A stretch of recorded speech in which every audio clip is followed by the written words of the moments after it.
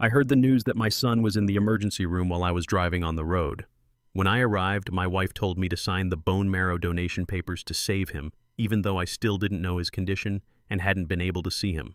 She kept rushing me, giving me no time to process anything. Then after the doctor examined me and ran the tests, he pushed the result file toward me and said, "Stay calm. This paper could change your entire family." After I finished reading it, my hands were trembling and I couldn't say a word. Now I finally understood why my wife had been in such a hurry. I'm glad you're here with me today. Before we dive in, leave a comment and tell me, have you ever had to redefine what family means to you? Just yes or no. I read every response. Please note some details have been adjusted for storytelling purposes, but the message about what truly makes a family is what matters most. The phone rang at 11:47 p.m. on a Sunday, shattering the silence of the bus depot where I sat checking camera logs, and the unknown Atlanta number on the screen made my chest tighten before I even answered. My name is Vernon Caldwell. I'm 57 years old and I drive a yellow school bus through the northern suburbs of Forsyth County, Georgia. Same road I've driven for 9 years. Same children's faces every morning.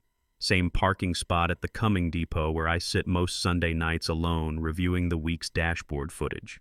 It's a quiet routine, disciplined, safe. That phone call ended all of that. Mr. Caldwell, this is Scottish Rite Hospital in Atlanta. Your son Kieran is in our emergency room. You need to come immediately. The nurse's voice was steady, professional, the kind of calm that medical people learn when delivering bad news.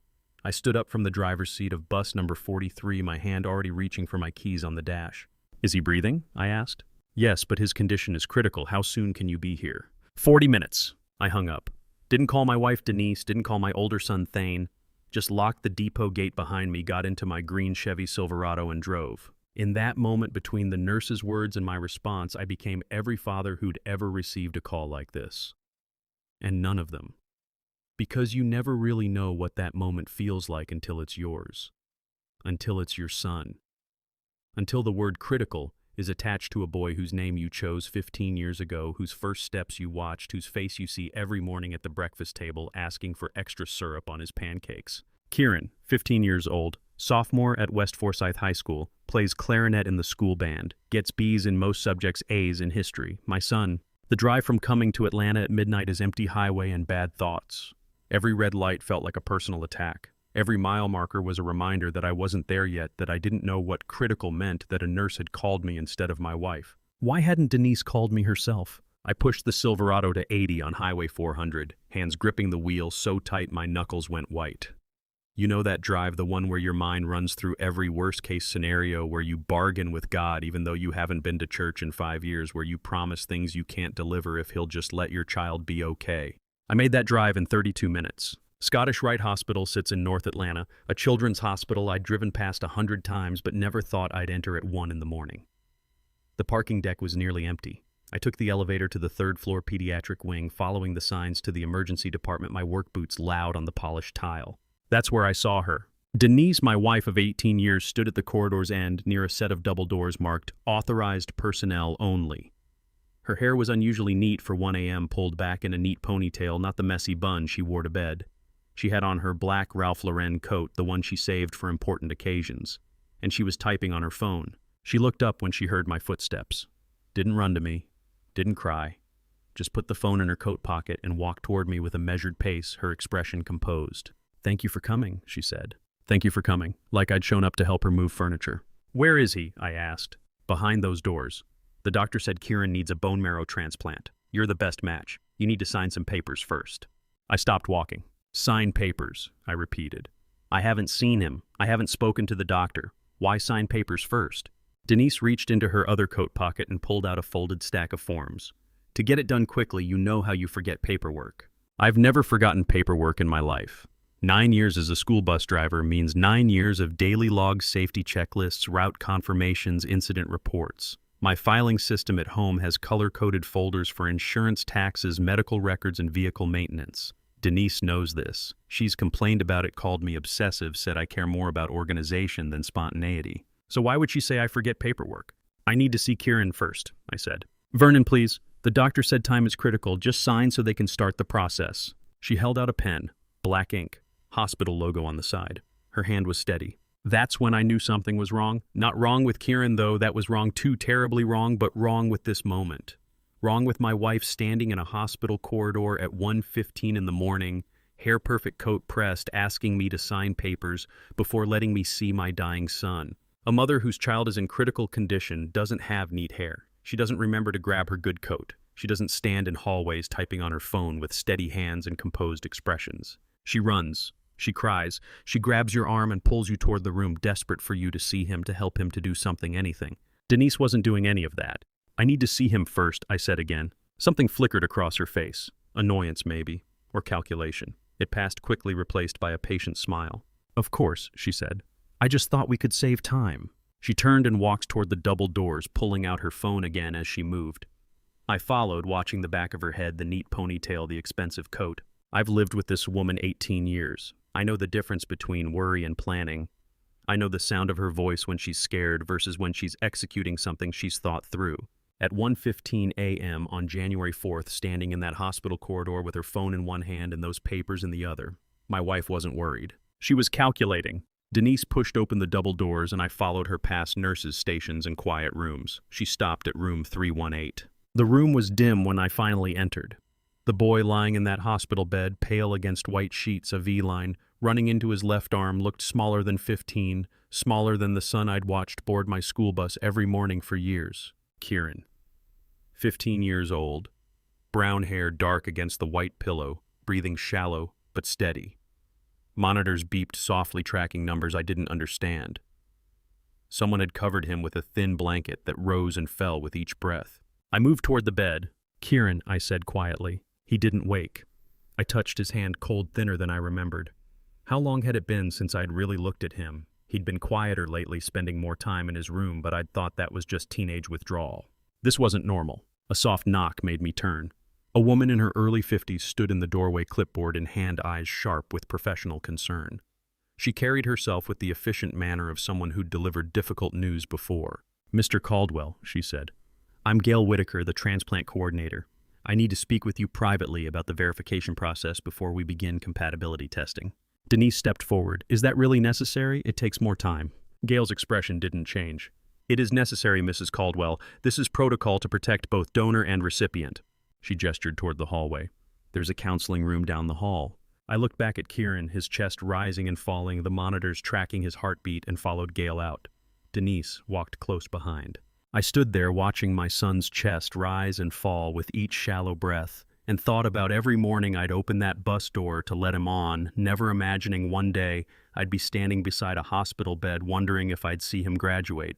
Counseling room 3. B was small and windowless, furnished with a round table and 4 chairs. Gail closed the door and sat down, pulling out a form. "This is the organ donation consent form," she said. "New UNOS regulations from November require verification of biological relationship before we proceed with compatibility testing. It's standard now for all living donors." I looked at the form. My name was already filled in Vernon Michael Caldwell. My birth date, March 15th, 1968. My address in Cumming. Everything complete in neat handwriting except the signature line. Gail's eyes moved from the form to my face. "Have you filled out this consent form before, Mr. Caldwell?" "No," I said. "I've never seen this form in my life." Denise made a small sound, half laugh, half sigh. "I filled it out for him to get it done quickly. He often forgets paperwork." Gail looked at Denise, then back at me. Her expression was professional, but her eyes asked a question she didn't voice. "I don't forget paperwork," I said quietly. 9 years as a school bus driver. Daily logs, safety checklists, route confirmations. I've never forgotten paperwork. Denise's hand went to her coat pocket. "Vernon, you're under stress. Let's just focus on getting Kieran help." "I am focused on Kieran," I said. I looked at Gail. "When did my wife give you this form?" Gail checked her clipboard. "Mrs. Caldwell arrived at 11 p.m. with Kieran in the ambulance. She provided this form to the intake nurse at 11:23. 11:23, 24 minutes before the hospital called me. Denise had already filled out my consent form with information only I should know, with signatures I should have provided before anyone told me my son was dying. When did my wife become someone who filled out my legal paperwork without asking? And when had she learned to lie so smoothly that even I almost believed her? "The form needs to be completed by the donor," Gail said. "Mr. Caldwell, I'll need you to fill out a fresh one, your own handwriting." She pulled out a blank form and placed it in front of me with a pen.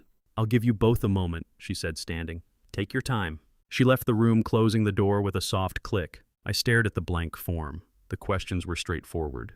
Name, date of birth, relationship to recipient, medical history, understanding of risks, voluntary consent. Relationship to recipient. Father. I'd written that word on forms before school enrollment, insurance claims, emergency contacts. Never thought about it, just wrote it automatically because it was true. Wasn't it? Vernon, Denise said softly. Please don't make this difficult. Kieran needs you. Just fill out the form. I picked up the pen and started writing. My name, my birth date, my address. Every answer in my own hand, every box filled by me this time. When I got to the signature line, I paused. Denise was watching me. Her expression was patient concern, the face of a worried wife supporting her husband through a crisis. But I'd seen her face in that hallway. I'd seen the neat hair and the pressed coat and the steady hands typing on her phone while our son lay in critical condition. I'd lived with this woman for 18 years. I knew when she was worried, and I knew when she was executing a plan. I signed my name, Vernon M. Caldwell. The pen scratched against the paper. As I wrote each letter, I felt the weight of something I couldn't name yet. When I signed that form again, I felt like I was signing into a war where I didn't know which side I was on. Gail knocked and re-entered, taking the completed form. She reviewed it quickly, nodded, and filed it in her clipboard. Thank you, Mr. Caldwell, she said. We'll begin the compatibility testing first thing in the morning. The doctor will explain everything at 6 a.m. 6 a.m., 4.5 hours from now. I stood up, my legs stiff from the drive and the shock and the growing sense that nothing about this night was what it seemed. Denise stood too, smoothing her coat. Can I sit with Kieran? I asked Gail. Of course, she said. Room 318, as long as you need. I walked back down the hallway, past the nurse's station, back to my son's room. But the question followed me like a shadow. What else had my wife filled out without telling me, and why? I spent the hours between signing that form and dawn, sitting in Kieran's room, watching him breathe. The war I'd signed into didn't have clear battle lines yet, but I could feel them forming in the dark. When Thane Caldwell walked into the hospital cafeteria at 6:30 that Monday morning, still wearing his Forsyth County firefighter uniform with the faint smell of smoke clinging to his shoulders, I felt something in my chest loosen for the first time since the phone rang 18 hours earlier. My eldest son, 30 years old, built like the man who'd taught him to swing an axe and carry hose. He didn't say anything at first, just walked over to where I sat with cold coffee and placed his hand on my shoulder. That wordless solidarity said everything. Dad, he said finally. Thane. Margot Townsend appeared beside him in green nursing scrubs, her shift at Children's Healthcare clearly just ended. 29, with observant eyes that had learned to catalog details others missed. She bent down and kissed my cheek. How's Kieran? She asked. Sleeping. They're running compatibility tests this morning. She glanced toward the hallway, then back at me. Her voice dropped. Dad, last night I saw Mom standing in the hallway on the phone for about 45 minutes right after Kieran was moved to his room. She was laughing. I thought it was strange. I looked up at her, laughing. Not like happy laughing, but laughing while she was on the phone. Margot's professional nurse expression flickered. It seemed odd for someone whose son just got admitted to emergency. Thane's jaw tightened. He pulled out a chair and sat down across from me. Behind him I noticed a stroller, Clover, my 2-year-old granddaughter, sleeping with a yellow plastic flower clutched in her small fist, a gift from the fire station that she'd carried everywhere for weeks. Clover woke up, looked at me with those wide 2-year-old eyes, and called out, "Grandpa." For the first time since arriving at this hospital, I didn't feel like I was drowning alone. I lifted her out of the stroller and held her. She pressed the plastic flower against my chest. "Pretty," she said. "Very pretty," I told her. Thane was watching me with an expression I'd seen before, the look of someone carrying weight they didn't know how to set down. "There's something I need to tell you, Dad," he said quietly. "But it's not the right time yet. You need to get through the compatibility test first." I set Clover back in her stroller, my hands suddenly cold. "Thane, what are you not telling me?" He shook his head. "After the test. I promise. But I need you to know whatever happens, we're here. Me, Margot, Clover. We're not going anywhere." That should have been comforting. Instead, it felt like preparation for something worse than I'd imagined. At 9 a.m., I sat in the hematology lab on the second floor while a technician drew blood and took tissue samples. Standard compatibility testing, they'd said, quick and routine. Dr. Farrah Sinclair entered midway through the procedure. She was a small woman, 50, with kind eyes and an efficient manner that immediately commanded respect. The kind of doctor who'd learned to deliver difficult news with both honesty and compassion. "Mr. Caldwell," she said, pulling up a chair beside the exam table. I need to ask you some detailed questions about your family medical history, blood type, any hematological conditions, genetic disorders. Is something wrong with the test? I asked. She smiled, but it didn't reach her eyes. I'm seeing some markers that require a more comprehensive panel. We'll have results within 48 hours. The technician finished drawing blood and labeled the vials with careful precision. Dr. Farah watched, then pulled out her laptop and began typing. I sat there, the small bandage on my arm, watching her fingers move across the keyboard. She angled the screen slightly away from me, but not enough. I could see fragments of what she was typing. Request full genetic panel expedited, 48 hours, flagged discordance in preliminary HLA loci. Discordance. I didn't need a medical degree to understand that word. Disagreement. Mismatch. Something that doesn't align. How many times have doctors hidden life-changing truths behind words we don't understand, giving us time to prepare or time to hope before the floor falls out? What does HLA mean? I asked. Dr. Farah looked up from her laptop. Human leukocyte antigen. They're genetic markers we use to determine compatibility for transplants. Everyone inherits them from their biological parents. Biological parents. She said it so casually, like it was just another medical term. But sitting in that lab chair with the smell of antiseptic in the air and the weight of 18 sleepless hours pressing down on me, those two words felt like a door opening onto something I'd never wanted to see. And the discordance? I asked. Her expression shifted professional caution, replacing easy explanation. Let's wait for the full panel results. I don't want to jump to conclusions based on preliminary data. But there's a concern. There's a question, she said carefully. The comprehensive panel will answer it definitively. She closed her laptop and stood. 48 hours, Mr. Caldwell. In the meantime, Kieran is stable. The immediate crisis has passed. You should get some rest. Rest. I'd been awake for nearly 24 hours, driven through the night to a hospital where my wife had filled out my paperwork without telling me where my eldest son carried secrets he wouldn't share, where a doctor was now flagging genetic discordance in a compatibility test that should have been routine. Rest seemed like something that belonged to a different life. I sat in that lab chair watching Dr. Farah Sinclair gather her laptop and notes. That word stayed on the screen in my mind: discordance, disagreement, mismatch. I didn't ask her to explain what it meant in plain English. A part of me already knew the answer would change everything. I wasn't ready. Whether I was ready or not didn't matter. The 48-hour clock had started, and while it ticked, other truths were already surfacing. Wayne Frost caught me in the third-floor hallway just after 10:30 that morning, his expression grave enough to make me follow him into his office without asking why. When he gestured for me to close the door behind me, I knew whatever he was about to show me wouldn't be good news. Wayne was the hospital social worker, 47, with a thick stack of files on his desk, and the look of a man who'd uncovered something that needed immediate attention. "Have a seat," he said. I sat. He opened a manila folder and pulled out a document with the hospital letterhead. "I was reviewing Kieran's intake records this morning. There's something you need to see." He slid the paper across the desk. It was a medical guardianship form. My name appeared in the first section under father/legal guardian, but the section marked primary medical decision-maker listed only one name: Denise Marie Caldwell. Below that, a date, November 28, 2025. Below that, a notary seal. "Under Georgia law," Wayne said carefully, "a unilateral change of medical guardianship while both parents are still married is an unusual procedure. It needs investigation." "When did she do this?" I asked. "November 28th. He paused. "Do you remember what event was happening on November 28th? "Thanksgiving." I remember that day perfectly. Denise's parents' house in their gated community outside Atlanta. The long table with 14 people, her sisters, their husbands, cousins, nephews. Me carving the turkey while everyone laughed and talked about football. Denise pouring cider. Kieran and Brennan playing video games in the basement with their cousins.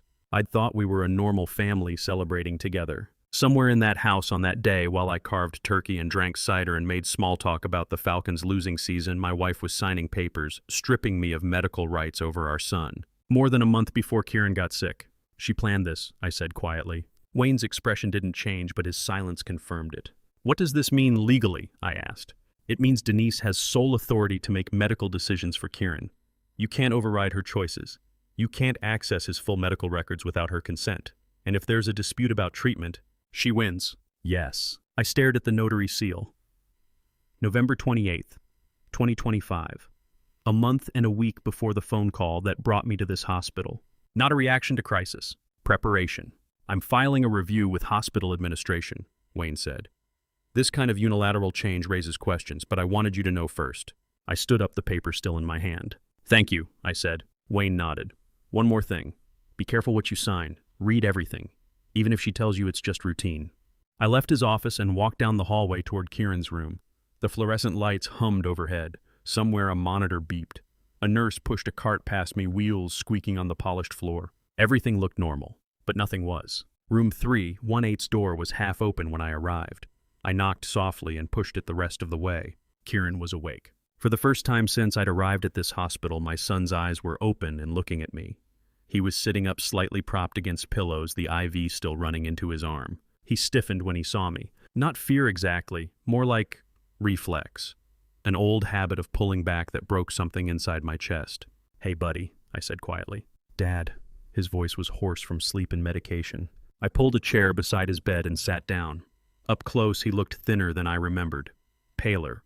The hospital gown hung loose on his shoulders. "How are you feeling?" I asked. "Tired." He glanced at the IV bag, then back at me. "Dad, does it hurt the donation procedure? Does it hurt you?"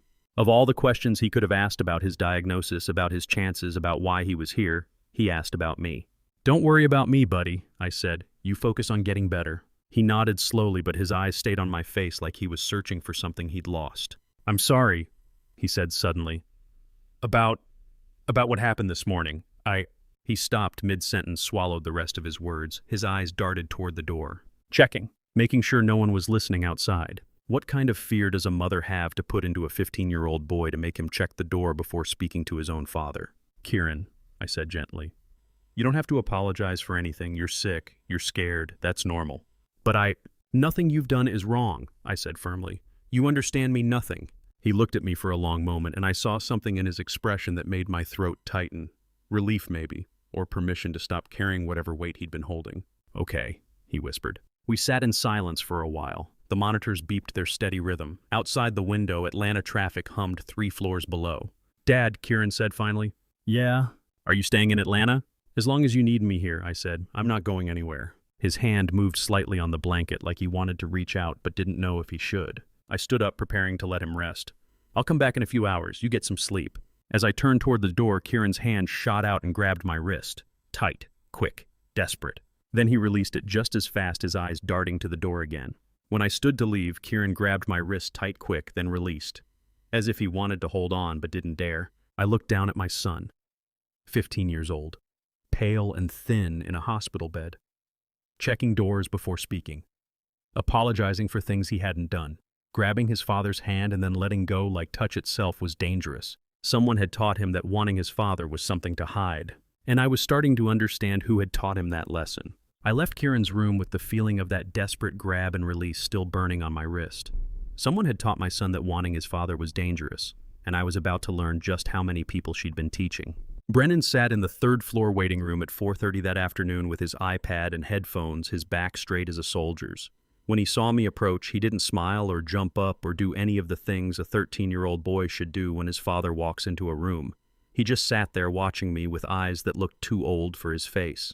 "Hey, Brennan," I said. He pulled off his headphones but stayed rigid in his chair. "Dad."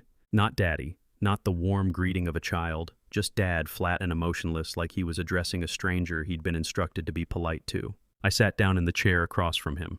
"How are you holding up?" "Fine." He glanced at his iPad screen, then back at me. "Dad, do you know what papers you need to sign? Mom said you need to sign the whole set before the doctor lets you have the procedure." I stopped. "Sign the whole set before the doctor lets you have the procedure." That wasn't 13-year-old language. That was legal language. Specific, precise. The kind of phrasing someone teaches you word for word. "Who taught you that, Brennan?" I asked quietly. "Those exact words, sign the whole set before the doctor lets you have it." His eyes flicked down the hallway toward where Denise stood on her phone 50 feet away, checking, making sure she was watching.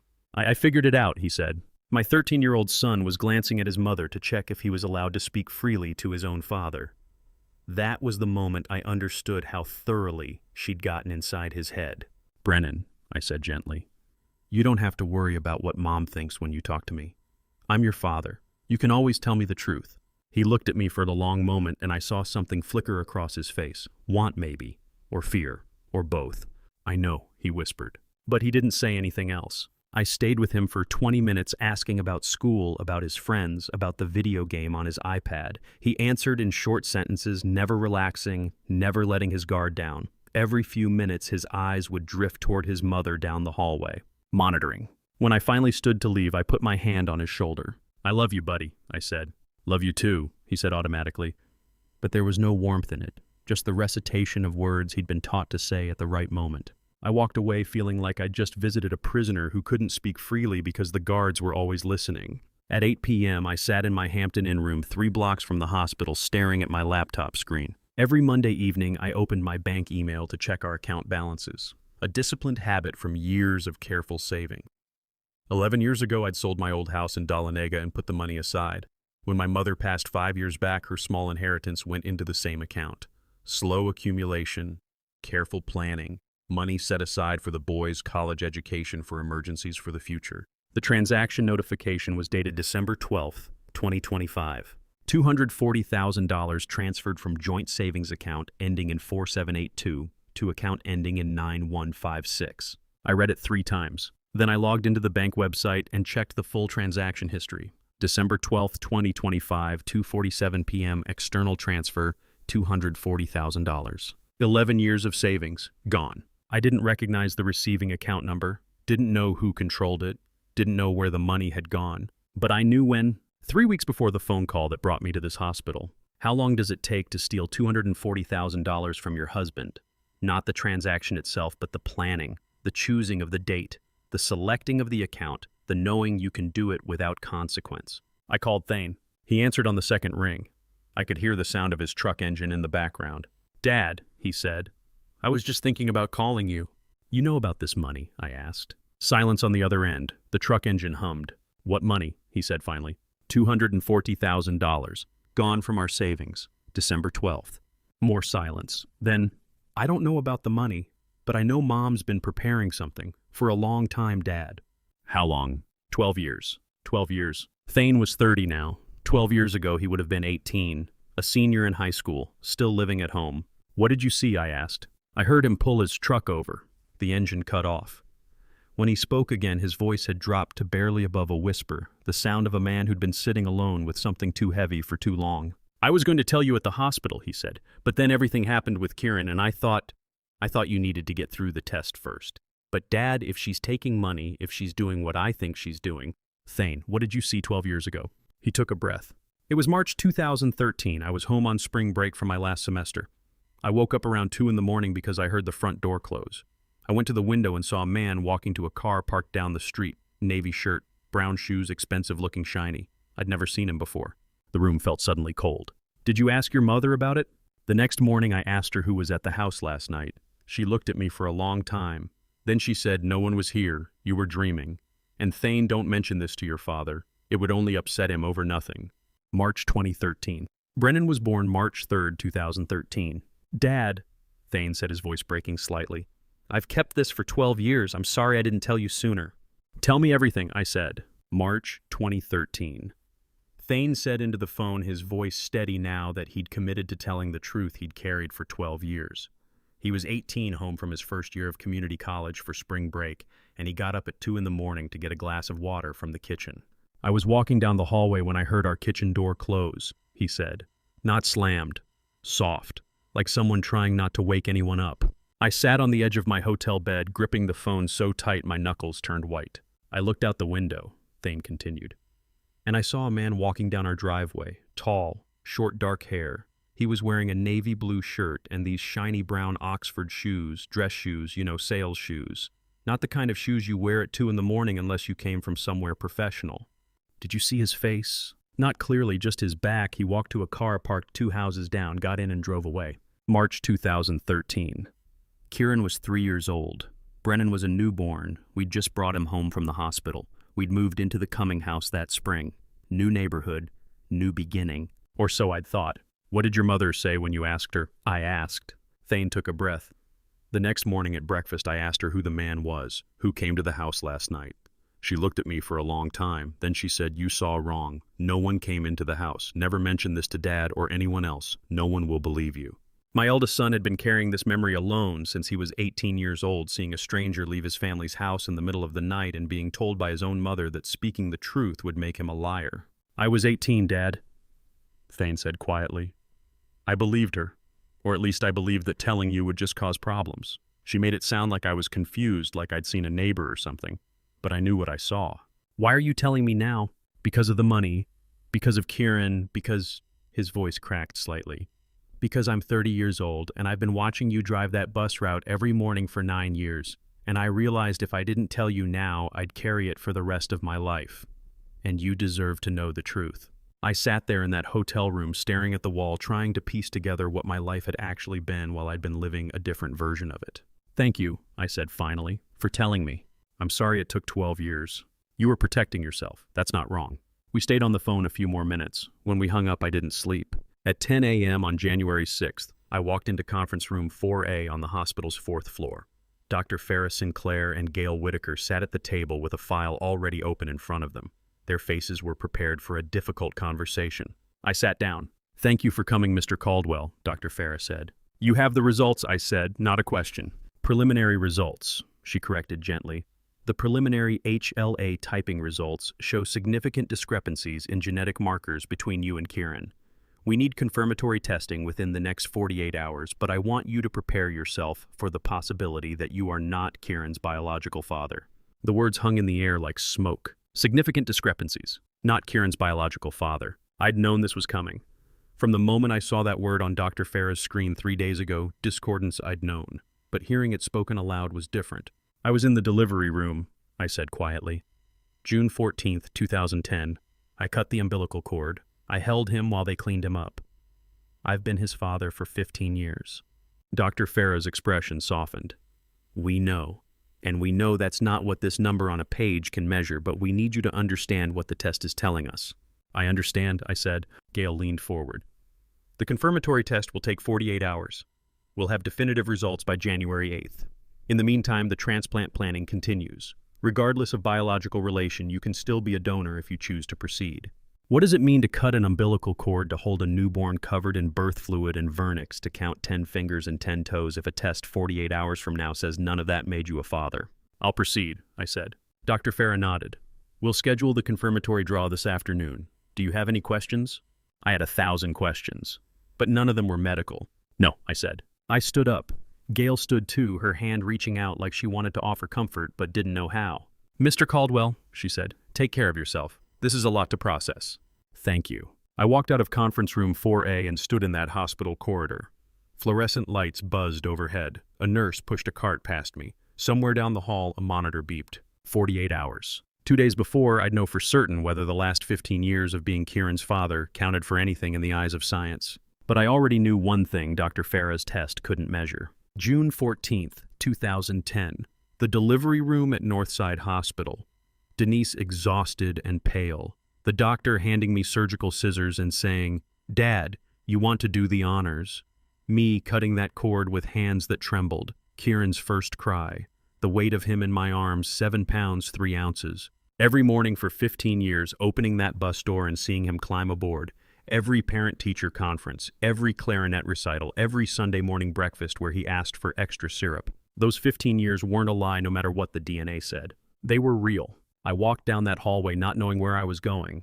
I only knew that 48 hours from now, science would tell me I wasn't Kieran's biological father. But it couldn't tell me I wasn't his dad. I walked out of that conference room not knowing where I was going, but Thane knew. He called me 20 minutes later and told me to meet him in the parking lot. He had something to show me. Thane's red Ford F-15. Oh, smelled like stale coffee and old smoke when I climbed into the passenger seat that afternoon. His laptop was already open on the dashboard, a stack of printed bank documents between us, the kind of evidence you gather when you're about to follow a money trail that leads somewhere your family doesn't want you to go. I've been working on this since you told me about the money, he said. Pulled the full transaction history from your bank portal this morning. He clicked through screens until he found what he wanted. December 12th, 2025. The transfer I'd seen on my hotel room laptop. $240,000, Thane said. Transferred to an account registered under the name Vitality Circle LLC, Delaware registration, but the operating address is here and coming. He pulled up a new window. Google search results for Vitality Circle LLC. The first hit was an Instagram account with a pink and gold logo. Motivational quotes. Lifestyle photos. A woman with honey blonde highlights and designer sunglasses holding an expensive latte. Wellness coaching MLM, Thane said. Run by someone named Roxanne Bentley. Look at her posts. I scrolled through the Instagram feed. Photos of Roxanne in yoga pants and luxury athleisure, captions like, "Invest in yourself, queen," and "Financial freedom starts with mindset." Screenshots of Venmo transactions with dollar signs, the usual pyramid scheme aesthetic. Then I saw the photos with Denise, 6 of them over the past 2 years. Roxanne and my wife at brunch spots, at wine bars, at some kind of wellness retreat with matching robes, both women smiling like old friends. I sat in that truck looking at those photos, my wife and this woman with her designer bags and motivational quotes smiling at restaurants I'd never been to, while somewhere in the background my money was being transferred into accounts I'd never heard of. "They're not strangers," I said quietly. "No," Thane agreed.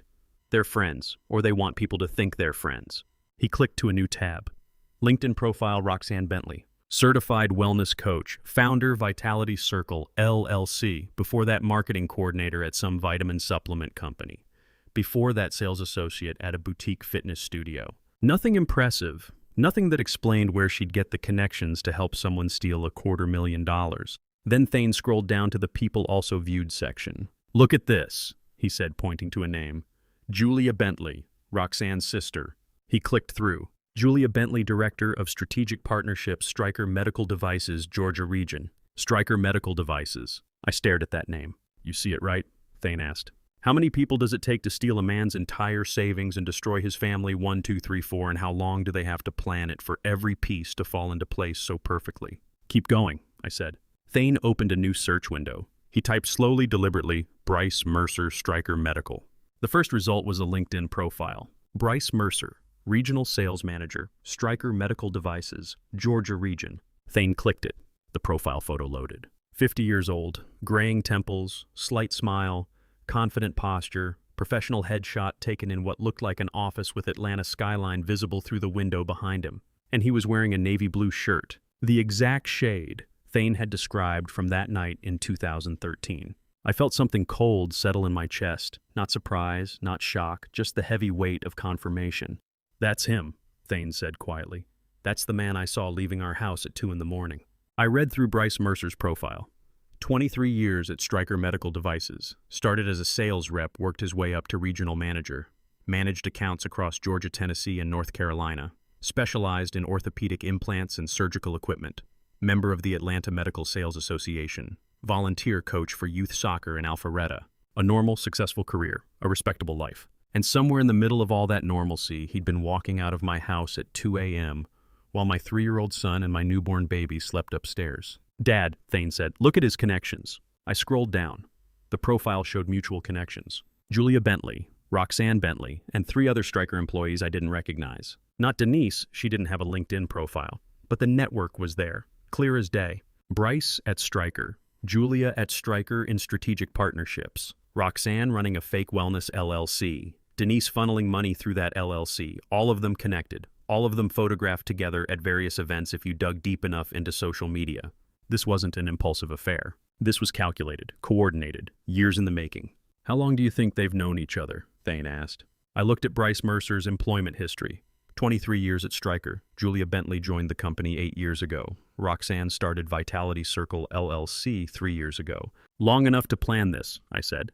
Thane turned the laptop toward me so I could see the profile more clearly. Bryce Mercer, 50 years old, regional sales manager, professional headshot, graying temples, slight smile, navy blue shirt. I thought about March 2013, the month Brennan was born, the month we moved into the Cumming house, the month my 18-year-old son saw a stranger leaving our home and was told by his mother never to speak of it. I thought about the shiny brown Oxford shoes Thane had described.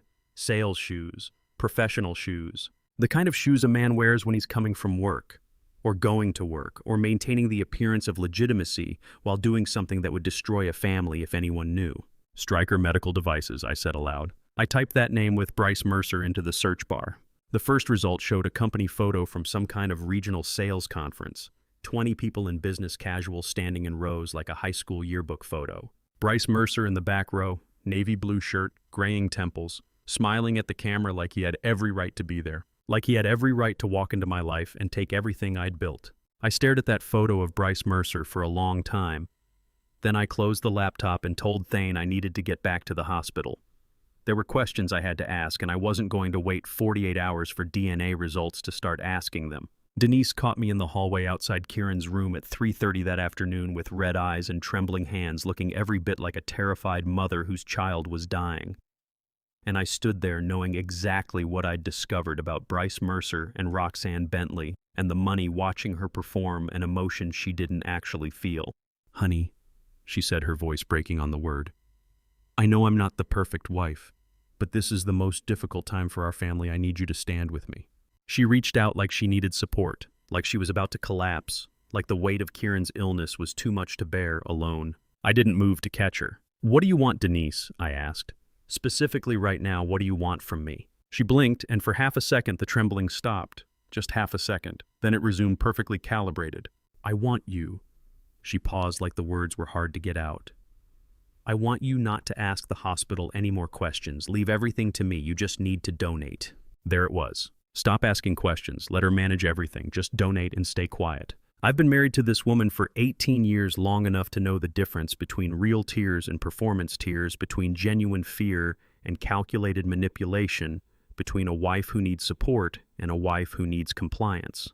"I'll think about it," I said. I turned and walked toward the elevator. Behind me, I heard her exhale. Not the sigh of someone in pain. The sigh of someone recalculating a strategy that didn't work. The next morning, Wayne Frost met me in a small meeting room on the 3rd floor. He'd arranged for someone to come talk to me, someone who'd been watching my sons for months. Simone Garrett walked in at 9 a.m. sharp. She was 38, a school counselor from Forsyth Central High School, carrying only a pen and notebook, no tablet, no laptop. Her face was serious, with the professional gravity of someone who'd documented concerning patterns and needed to report them. "Mr. Caldwell," she said, sitting down across from me. "Wayne asked me to share some observations I've made about Kieran and Brennan over the past 3 months." She opened her notebook. The pages were filled with dated entries in neat handwriting. "Kieran has been coming to my office since October," she said, "initially for college planning discussions. But he started asking questions that concerned me." "What kind of questions?" I asked. She read from her notes. "If someone knows something is wrong, but saying it will hurt someone else, should they say it?" That was November 4th. November 18th. "Can you get in trouble for not telling the truth if no one asks you directly?" December 2nd. "What happens to younger siblings when families break apart?" She looked up at me. "I think Kieran is carrying a very heavy burden." My throat tightened. "What else?" I asked. Simone flipped a page. "Behavioral patterns. When I ask Kieran about home life, he swallows words mid-sentence, literally stops himself from finishing thoughts, and he glances toward the door before answering like he's checking who's listening. That behavior has escalated since October. October, 3 months before the hospital, 3 months before any of this became a crisis." "And Brennan?" I asked. Simone's expression shifted. "Brennan uses language that concerns me greatly. Phrases like, 'My father has inappropriate behavior. My father creates a stressful environment. Boundaries are being violated.' These are precise clinical phrases." She tapped her pen on the notebook. "That's adult language that's been repeated many times until it becomes automatic," she said. "A 13-year-old wouldn't spontaneously come up with inappropriate behavior or stressful environment or boundaries being violated. Those are therapeutic terms, legal terms. Someone taught him to say those exact words. What does it do to a 15-year-old boy to carry knowledge that would destroy his younger brother's world, to know the truth but be forced to swallow it mid-sentence, to glance at doors checking who's listening before he can speak to his own father?" "When did this start?" I asked. Simone checked her notes. "First documented instance was October 9th. Brennan came to my office after a classroom discussion about family dynamics. He repeated those phrases almost word for word when I asked about his home life. Since then, the language has become more consistent, more rehearsed." October 9th, almost 3 months of coaching before Kieran got sick. "Mrs. Caldwell volunteers extensively at the school," Simone continued carefully. "She's been very involved in both boys' education, very present, very attentive." The way she said attentive made it clear she meant something else. "Simone," I said, "what do you think is happening?" She closed her notebook and looked directly at me with the clear-eyed assessment of someone who'd spent months watching my sons navigate a minefield I couldn't see. "I think someone has been systematically coaching Brennan to use specific language about you," she said. "And I think Kieran knows why. I think he's been watching it happen and trying to protect his younger brother from understanding the full truth of what's being done to their family." "Do you know who Kieran is protecting?" I asked. She paused. "I think he's protecting his younger brother," she said quietly, "from knowing something that would break his heart." I sat there in that small meeting room, fluorescent lights humming overhead while Simone Garrett's words settled over me like cold water. Kieran knew. My 15-year-old son had been carrying the weight of our family's lies for months, watching his mother coach his younger brother, seeing the manipulation, understanding what it meant. And he'd been trying to shield Brennan from the truth that was about to destroy everything. The same truth I'd been running from for 48 hours. The truth that in approximately 24 hours a DNA test would confirm beyond any doubt Kieran was protecting his younger brother from knowing something that would break his heart. And I had about 24 hours left before that same truth broke mine in black and white on a medical report. I recognized Roxanne Bentley the moment she walked into the Scottish Rite lobby that Tuesday afternoon, not from meeting her before, but from the 6 Instagram photos Thane had pulled up yesterday, showing her laughing with my wife over expensive brunches while my savings disappeared. She wore a camel cashmere coat and carried a Tory Burch bag, her honey blonde highlights perfect. She looked like someone visiting a friend, not a children's hospital full of dying patients. Denise was already there waiting by the elevators. When Roxanne approached, they greeted each other with the relaxed familiarity of old friends, laughing, touching each other's arms. The comfortable body language of two women who'd shared many brunches and many secrets. I walked directly toward them. Roxanne saw me first. Her smile brightened professionally. "You must be Denise's husband," she said warmly. "You're so brave to come donate like this." There's something surreal about recognizing someone in real life that you've only seen through the filter of Instagram photos and financial fraud investigations, like watching a character step out of a photograph and become three-dimensional, breathing guilty. "And you're Roxanne Bentley," I said, "from Vitality Circle LLC. Her smile held, but something flickered in her eyes.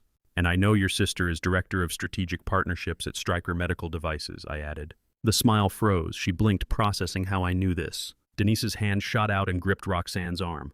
A warning, clear and immediate. Roxanne recovered quickly. "Oh, it's just work. Everyone has to make a living." I nodded once and walked away without another word. I'd seen what I needed to see. The digital conspiracy had flesh and blood, and they knew I was investigating them. The next morning, Thane met me in his truck in the hospital parking lot at 8 a.m. His laptop was already open. "I need to show you something," he said. He pulled up 2 images side by side. The first was Bryce Mercer's LinkedIn profile. Navy blue shirt, graying temples, professional smile. The second was a photo from Denise's email account, the Google family sharing account that still sent Thane copies of old photos automatically. It was taken at Forsyth Central High School, fall 2022, the annual open house where parents met their children's teachers. Denise stood in the hallway outside a classroom. Beside her was Bryce Mercer. His hand rested on her back, not the polite touch of acquaintances, the familiar touch of someone who belonged there. Behind them on a display table, I could see a Berkshire Hathaway Home Services brochure. "He was at my kid's school open house," I said quietly, "in 2022, meeting their teachers. And he was at the summer party in 2023, Thane said, scrolling to another photo. "I didn't go that day because I had an extra shift. You didn't go either, did you?" I stared at the second photo. A backyard party. Kieran's 13th birthday, I thought. Or maybe just an end-of-summer gathering. Bryce stood near a picnic table holding a drink, smiling at someone off camera. How many extra shifts did I drive? How many mornings did I wake up at 4:30 to run summer routes? How many evenings did I skip dinner to earn overtime so I could buy my sons things they needed while the man sleeping with my wife stood in their schoolyard pretending to be a family friend? "I didn't go," I said. "I worked a double shift that day, summer school routes. I was saving up to buy Kieran a laptop for the school year." Thane looked at me. "Dad, I remember that party," I continued. "Denise asked me if I could get off work. I told her I couldn't, we needed the money. She said it was fine, that she'd handle everything, that Kieran would understand." I looked at Bryce Mercer standing in my backyard, in my son's school. At events I'd missed because I was driving a bus to earn money for a family, this man was destroying from the inside. "He wasn't hiding," I said. "Was he?" "No," Thane said quietly. "He was right there, in plain sight, at school events, at parties, probably at other things too. We just don't have photos of everything." I thought about all the times Denise had mentioned a friend from the gym, or a colleague helping with something, or a neighbor who offered to pitch in. How many of those vague references had been Bryce? How many times had I been grateful that Denise had friends willing to help while I worked overtime? "Look at the date on this open house photo," Thane said, pointing to the metadata. October 2022. October 2022. The same month Simone Garrett said Brennan's coaching started. The same time Kieran began asking his school counselor questions about keeping painful secrets. Bryce hadn't just been sleeping with my wife. He'd been integrated into my family's life. attending my children's school events, standing in my backyard, meeting my son's teachers. While I drove that yellow bus through Forsyth County, earning money to pay for the house where he was welcome, and the school events he attended, and the life he was stealing piece by piece. "There's one more thing," Thane said. He zoomed in on the open house photo. Behind Bryce and Denise, barely visible in the background, was Kieran. 15, no 13 then, standing against a locker watching his mother and this man. The expression on Kieran's face wasn't confusion. It was knowledge. My 13-year-old son had seen Bryce Mercer at his school open house in 2022 and known something was wrong. Had watched this stranger touch his mother's back with familiar ease. Had carried that knowledge for over a year before the coaching started, before the hospital, before everything fell apart. And he'd said nothing, because what could a 13-year-old boy say when he sees something like that and doesn't have the words to name it? I sat in Thane's truck staring at that photo and felt every hour of that overtime shift come back in perfect detail. The empty bus at 5 a.m., the clipboard and route map, the exhaustion, the satisfaction of knowing I'd earned enough to buy Kieran the laptop he needed for school. And while I drove that bus, Bryce Mercer stood in my son's schoolyard with his hand on my wife's shoulder, smiling like he belonged there. I remember that 2023 party. I worked overtime to buy Kieran a laptop. I couldn't go. That man stood in my son's schoolyard. The 48 hours ended at exactly 10 o'clock on Wednesday morning when Dr. Farrah Sinclair walked into conference room 4A, carrying a manila folder with my name typed across the tab. The 2023 party replayed in my head all night, Bryce's hand on Denise's back, standing in the schoolyard while I worked overtime to afford Kieran's laptop. I'd sat in this same conference room since 8:30, watching the fourth-floor hallway through the narrow window in the door. Wayne had arrived at 9 with coffee I hadn't touched. Thane and Margot came 15 minutes later, taking positions against the far wall without saying a word. Dr. Sinclair was a woman in her early 40s with silver-rimmed glasses and dark hair pulled into a tight bun. The white coat she wore had Scottish Rite Hospital embroidered on the pocket in navy thread. She set the folder on the table between Wayne and me, then pulled out the chair across from mine with a soft scrape. "Mr. Vernon," she said. Her voice was professional, measured. "I have your confirmatory results." Wayne shifted in his seat. I heard the fabric of his suit jacket rustle. I didn't reach for the folder. My hands stayed flat on the laminate surface, fingers spread. "The preliminary tests we discussed on Monday indicated significant discrepancies in multiple genetic markers," Dr. Sinclair continued. She opened the folder with precise movements and slid a single page toward me. The paper had the hospital letterhead at the top. "The confirmatory analysis using our expanded panel validates those initial findings." The page was covered in numbers and charts I didn't understand. Tables with abbreviations like D3S1358 and VWA filled the upper half. But halfway down, one line was underlined in red ink. Probability of paternity 0.000%. What do you call the moment when 15 years of fatherhood gets reduced to 3 zeros and a decimal point? This test evaluated 23 autosomal genetic markers using STR analysis, Dr. Sinclair said. Her voice remained steady, clinical, like she was reading from a script she'd delivered 100 times before. "At every single marker tested, the alleles you carry are incompatible with Kieran's genetic profile. There is no biological relationship. The probability of paternity is effectively 0. I stared at the red underline. Someone had used a ruler to make it perfectly straight. "And Brennan?" I said. Dr. Sinclair looked up from the folder. "I'm sorry. My other son, Brennan, 13 years old." I looked directly at her. "I want him tested too." Dr. Sinclair glanced at Wayne, then back at me. "Mr. Vernon, I understand this is difficult, but—" "I'm not asking if it's difficult," I said. "I'm asking if you can test him." Wayne leaned forward. "We can arrange that. But we need consent from both legal guardians, and given Brennan's age—" "I'm his father," I said. The word felt sharp in my mouth like glass. "Until someone proves otherwise with another piece of paper and another red line, I'm his father. Get the test." Dr. Sinclair nodded slowly. "I'll have the lab prepare a buccal swab collection kit. Standard protocol is 48 hours for confirmatory paternity analysis." "Do it faster," I said. "We can request priority processing," she replied. 24 hours. Wayne pulled out his phone and started typing. I pushed my chair back. The legs scraped against the floor tiles. "Where's Denise?" I asked. Wayne stopped typing. He didn't look up. "She's in the waiting area, 4th floor near the elevators." "Tell her to come here." Wayne set his phone down. "Vernon, maybe you should take some time to—" "Tell her to come here," I repeated. Wayne held my gaze for 3 seconds, then stood and walked to the door. He stepped into the hallway and I heard his voice muffled through the wall saying something I couldn't make out. 30 seconds later, the door opened again. Denise walked in wearing the same gray sweater she'd worn on Monday. Her eyes were red-rimmed, but her face was dry. No tears this time. She looked at me first, then at the folder on the table, then back at me. "Sit down," I said. She pulled out the chair beside Dr. Sinclair and sat with her hands folded in her lap. I slid the DNA report across the table. The paper made a soft scraping sound against the wood surface. Denise looked down at it. Her eyes moved across the page, slowly, methodically stopping at the red underline. Her jaw tightened, but she said nothing. 0%, I said. "That's what it says. Probability of paternity 0.000. She didn't respond. 15 years, I said. My voice came out quieter than I'd intended, but every word was controlled. I changed his diapers. I taught him to ride a bike without training wheels in the driveway. I sat in the emergency room for 4 hours when he broke his wrist in 3rd grade, and I held his hand while they set the cast." Denise's hands remained folded in her lap. She didn't look up. "And the whole time you knew," I said. She was silent. "I need to know who," I said. "I need a name." 5 seconds passed. Then she said, "Bryce Mercer." The air left the room. Not metaphorically, I genuinely couldn't breathe for 3 seconds. "Bryce Mercer," I repeated. "The man Roxanne said was on the board at Stryker Medical Devices. The man in the photo from the 2022 open house with his hand on your back. The man who stood in Kieran's schoolyard at the 2023 summer party." Denise nodded once. "How long?" I asked. "It started in 2010, she said. Her voice was barely above a whisper. "Before Kieran was born."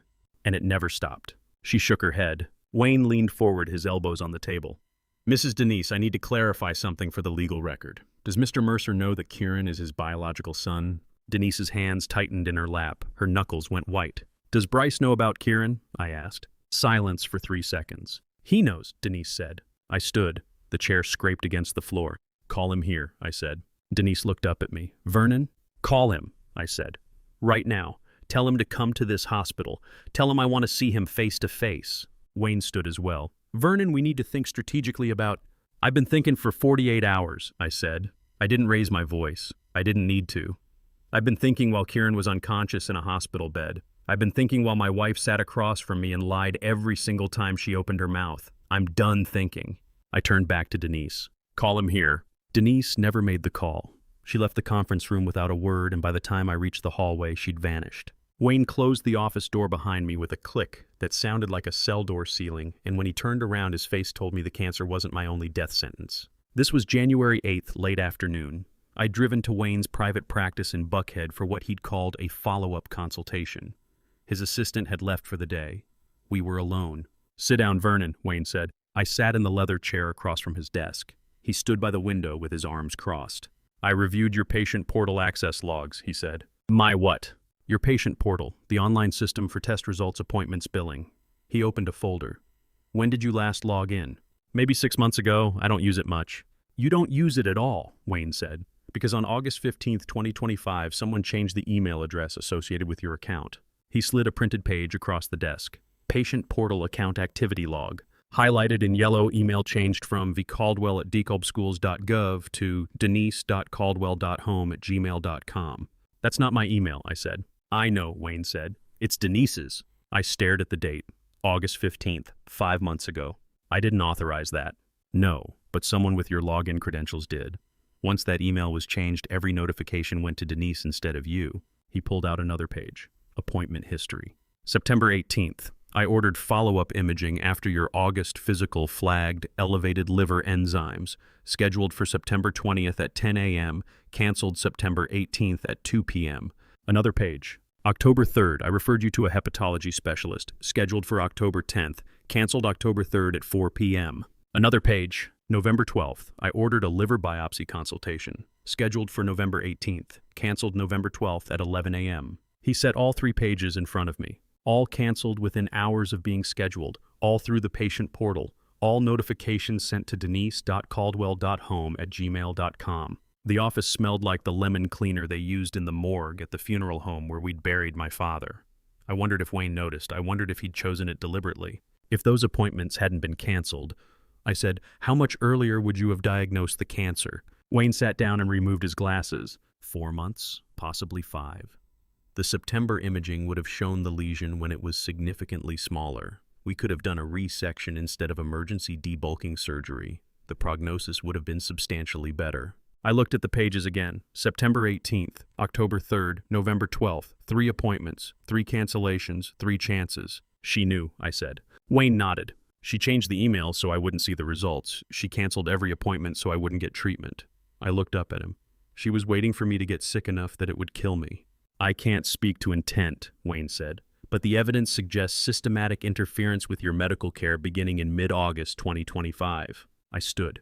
The chair rolled backward and hit the wall. I didn't sleep that night. I sat in the motel room Thane had paid for and thought about August 15th. 3 weeks before Kieran started high school. 2 weeks before Denise asked me to add her name to the Marietta house deed. 1 week before she wanted to update our wills. I'd thought she was being practical. January 9th, 7:15 in the morning. I drove back to Scottish Rite because Margot texted that Kieran's vitals were stable and they were reducing sedation. I took the stairs to the 3rd floor. When I reached the hallway outside Kieran's room, I heard voices. I stopped. One voice was Denise's, the other was Brennan's. I hadn't seen Brennan since the conference room 5 days ago. Denise had kept him away, claimed he was staying with her sister in Decatur. But here he was, and I could hear him talking. I walked closer and looked through the narrow window. Denise stood beside Kieran's bed, holding her phone at chest height, angled toward Brennan. Brennan faced her with his back to the door. A nurse in blue scrubs stood near the monitors, checking IV lines. Her name tag said Olivia Raines. She was in her mid-40s with short brown hair and tired eyes. Denise's voice came through the door loud and clear. "You're sure you don't want to see your father?" she asked. Brennan hesitated for a second. Then he said, "He's not my father anymore." "Why not, sweetheart?" Denise's voice was syrupy concerned. "Because he said horrible things about Mom," Brennan said. The words came out flat, rehearsed. "I don't want to see him." Nurse Olivia looked uncomfortable. She stepped back from the monitors and glanced at Denise. My hand found the door frame. The metal was cold, institutional. I counted the rivets, 7, visible from where I stood, because if I didn't count something, I was going to put my fist through the window and drag my 13-year-old son out by his collar. I pushed the door open. Denise's head snapped up. Her phone dropped and she slid it into her pocket in one smooth motion. Her face rearranged itself into surprise. "Vernon," she said, "I didn't know you were—" Brennan turned. When he saw me, his face didn't show defiance. It showed fear. Genuine, unfiltered fear. Not the performance he'd just given Denise. Real terror. Nurse Olivia took another step back. "Good morning," I said. My voice was calm, controlled. "I came to check on Kieran." Denise stepped between me and Brennan. "Nurse Olivia," she said, her voice cutting through the room like a blade wrapped in honey. "Would you mind documenting that my son is afraid to be alone with his father?" Her eyes locked on mine, and I saw it the same cold calculation I'd seen in Thane's face 30 years ago when he'd told our mother he was taking the Marietta house. She wasn't just taking my money, she was taking my son's, and she'd been planning it since August. Nurse Olivia didn't document anything. She glanced at Denise, then at me, then walked out of the room without saying a word. Brennan stayed silent in the corner, staring at the floor. The man stepping off the elevator wore a gray jacket, navy scarf, and brown polished Oxford shoes I'd last seen walking out my front door at 2 in the morning 12 years ago. This was noon on January 9th, the 3rd floor hallway at Scottish Rite. Bryce Mercer walked toward me with his hand extended like we were meeting at a country club. "I'm Bryce," he said. "Difficult situation for everyone." "Look at your feet," I said. He stopped mid-step. His hand dropped. He looked down at his shoes. Brown leather Oxfords with wingtip detailing. Polished to a mirror shine. Expensive. 3 seconds passed. Long enough for recognition to register on his face. 12 years ago, I said, "You left my house at 2 in the morning wearing those." Bryce's jaw tightened. He didn't deny it. "March 2013, I continued. "I was on the night shift. My brother saw you. Navy shirt, khaki slacks, brown Oxford shoes. Thane didn't know who you were then, but I know now." Bryce glanced past me toward Kieran's room. "Can we talk privately?" "No," I said. "Here, what are you doing in my son's hospital?" "Denise called me," he said. "She said there was a situation with Kieran that required—" "Denise called you because Kieran needs a transplant and you're his biological father," I said. The words came out flat, factual. "That's why you're here." Bryce shifted his weight. The polished Oxford squeaked slightly on the linoleum. Denise appeared from around the corner, moving fast. "Vernon, please not here," she started. "Stay away," I said without looking at her. She stopped 10 feet back. I turned back to Bryce. "Why are you in my son's hospital?" "I came because Denise said it was urgent," Bryce said. His voice was controlled corporate, the kind of tone you use in board meetings. I wasn't aware of the full situation until this morning. You've known about Kieran for 15 years, I said. Bryce didn't respond. Denise tried to position herself between us. I sidestepped, kept my eyes on Bryce's face, watching for tells, watching for guilt or calculation or anything human. His face showed nothing. Gail wants to talk to all of us, Denise said. She's waiting in counseling room 3B. Gail Whitaker stood when we entered. The counseling room was small, institutional. 4 chairs arranged around a low table, a box of tissues on the corner. Gail held a manila folder identical to the one Dr. Sinclair had carried 2 days ago. The room smelled like artificial vanilla, some plug-in air freshener meant to calm families before they heard terrible news. It made my stomach turn. Mr. Mercer, Gail said, thank you for coming on short notice. Bryce nodded. He sat in the chair farthest from me. I'll be direct, Gail said. She opened the folder. Kieran's liver function has deteriorated significantly in the past 72 hours. Without a transplant within 2 weeks, his survival probability is approximately 40%. I felt the air leave my chest. We have him on the Unos transplant list, Gail continued, but given his age, blood type, and current condition, the wait time for a cadaveric donor could be 3 to 6 months. He doesn't have that long. Bryce listened like he was reviewing a contract, attentive, detached. Living donor transplantation is the optimal solution, Gail said. We need to test potential donors for compatibility. Mr. Mercer, as Kieran's biological father, you're the first candidate we'd like to evaluate. Bryce looked at the folder, then at Gail. What does the testing involve? He asked. Blood work, imaging, full medical history review, Gail said. We can begin today. The lab is on the 2nd floor. Bryce was quiet for 5 seconds. I need to consult my lawyer before agreeing to any medical procedures, he said. I stared at him. Your son is dying, I said, and you want to call a lawyer. I have a right to legal advice before making decisions about medical procedures, Bryce said. His tone didn't change. Corporate, measured. I'm sure you understand. No, I said. I don't understand. My son Kieran is upstairs with a failing liver and you're talking about legal rights. Mr. Caldwell, Bryce said, I appreciate the urgency, but I'm not making medical decisions without proper counsel. Gail closed the folder. Mr. Mercer, time is a critical factor. Every day we delay testing is a day Kieran's condition worsens. I understand, Bryce said. I'll respond through my attorney as quickly as possible. He stood. A man appeared in his doorway. Mid-50s gray suit, silver cufflinks that caught the fluorescent light. He didn't introduce himself. He leaned close to Bryce and whispered something I couldn't hear. Bryce's expression shifted. The uncertainty I'd seen for half a second disappeared. His face became resolved, legally protected. He turned to Gail. I'll be in touch through counsel, he said. Then he walked out. The man in the gray suit followed. I'd driven a bus for 33 years. Never had an accident. Never missed a shift. Never asked for anything. And now I was begging a man in $200 shoes to save my son's life while he called a lawyer. Gail sat down heavily in her chair. Who was that? I asked. The man who just whispered to Bryce. I don't know, Gail said. I've never seen him before. Denise stood by the door silent. You know who he is, I said to her. She didn't answer. I walked out of the counseling room and took the stairs to the 3rd floor. My legs moved on autopilot. Left foot, right foot, hand on the railing. When I reached Kieran's hallway, I stopped outside his room and looked through the glass. He was asleep. The ventilator tube was gone. They'd extubated him that morning. His chest rose and fell on its own. 15 years old. Brown hair like Bryce's. Narrow face like Denise's. Not my son by blood, but mine in every way that mattered. I stood outside Kieran's room, watching him sleep through the glass. I was 57 years old. Wayne said 8% complication risk. I asked myself, he won't donate. What will you do?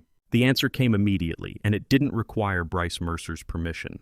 I found Gail in the 3rd floor nursing station and asked where Dr. Farrah Sinclair's office was. She gave me directions to the 2nd floor west wing. I knocked on Dr. Farrah Sinclair's door at 2 o'clock with a decision that didn't need permission from Bryce Mercer, Denise Caldwell, or anyone else breathing. Dr. Sinclair looked up from her desk. The same silver-rimmed glasses, the same tight bun. She gestured to the chair across from her. Mr. Caldwell, she said. I heard about the situation with Mr. Mercer. I want to donate, I said. I know he's not mine biologically. Can I still do it? She didn't ask why Bryce wouldn't donate. Didn't ask if I understood the implications. She just nodded and pulled up a file on her computer. Let me show you the HLA typing results, she said. She turned the monitor toward me, a table filled with numbers and abbreviations I didn't fully understand. But one line was highlighted, HLA match 6 out of 10. 6 out of 10 markers match, Dr. Sinclair said. A perfect match is 10 out of 10, typically only seen in identical twins. 6 out of 10 is solid compatibility for living donor transplantation. I stared at the screen. So I can save him, I said.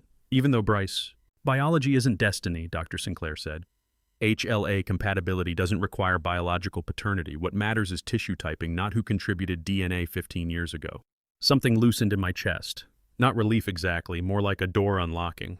What are the risks? I asked. Dr. Sinclair pulled out a printed document and set it on the desk between us. For a 57-year-old donor, the risks are higher than for younger candidates, she said. Serious complications occur in approximately 8% of cases in your age group. What kind of complications?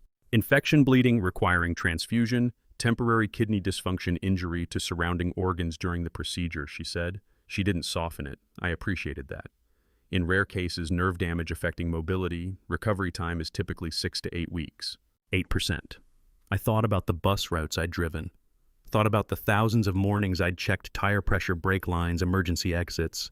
8% felt like manageable risk. What happens to Kieran without a donor? I asked. Dr. Sinclair's expression didn't change, but something shifted in her eyes. He's on the UNOS transplant list, she said. But given his blood type, age, and current decline rate, we're looking at a 3 to 6 month wait for a cadaveric donor. His liver function suggests he has less time than that. How much less? Without intervention, survival probability drops below 15% within 6 months, she said. With a compatible living donor, we can perform the transplant within 2 weeks. 5-year survival rate with a 6 out of 10 match is approximately 61%. 61% versus 15. What kind of father looks at those numbers and says he needs time to think? And if the donor is me, I said, with the cancer diagnosis Wayne gave me in January, does that disqualify me? Dr. Sinclair looked at the file on her screen. Your January scans showed stage 2, a hepatocellular carcinoma, she said. Localized single lesion post-debulking. You're not currently on active chemotherapy. The donated portion of your liver would be from the healthy segments. So I'm eligible. Medically, yes, she said. But Mr. Caldwell, you need to understand that donating a liver lobe while managing your own cancer significantly complicates your treatment timeline. Your oncologist would need to delay any planned interventions for at least 8 weeks while you recover from the donation surgery. I understand, I said. She studied me for 3 seconds. Your cancer prognosis is uncertain, she said. Donating doesn't guarantee Kieran's survival, and it puts your own health at additional risk. I understand, I said again. Dr. Sinclair pulled a form from her desk drawer. Consent for living donor liver transplantation. The header was printed in bold at the top. This document outlines the risks, benefits, and alternatives, she said. You're not obligated to donate.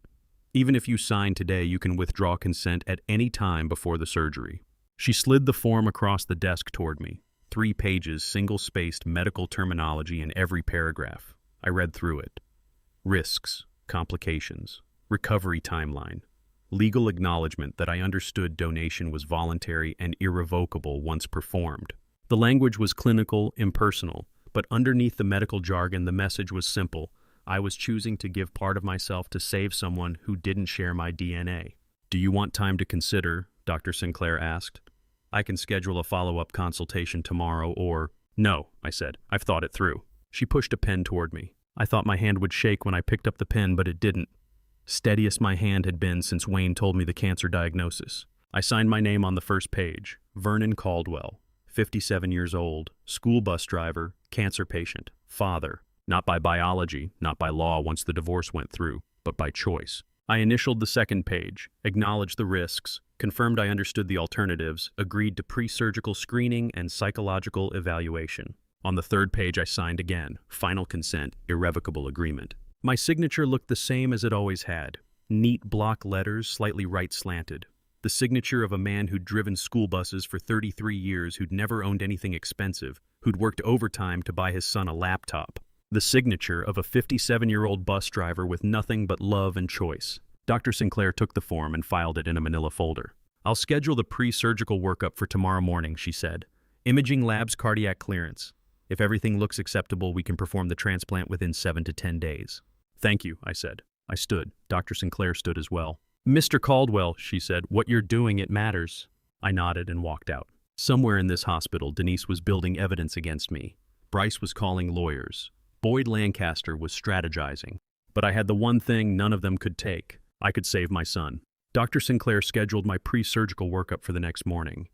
I left her office knowing I could save Kieran and that nobody could stop me. Thane had driven 3 hours to tell me in person what he wouldn't say over the phone, and the cafeteria fluorescent lights made his 30-year-old face look exactly like mine had at that age, tired, betrayed, trying to hold it together.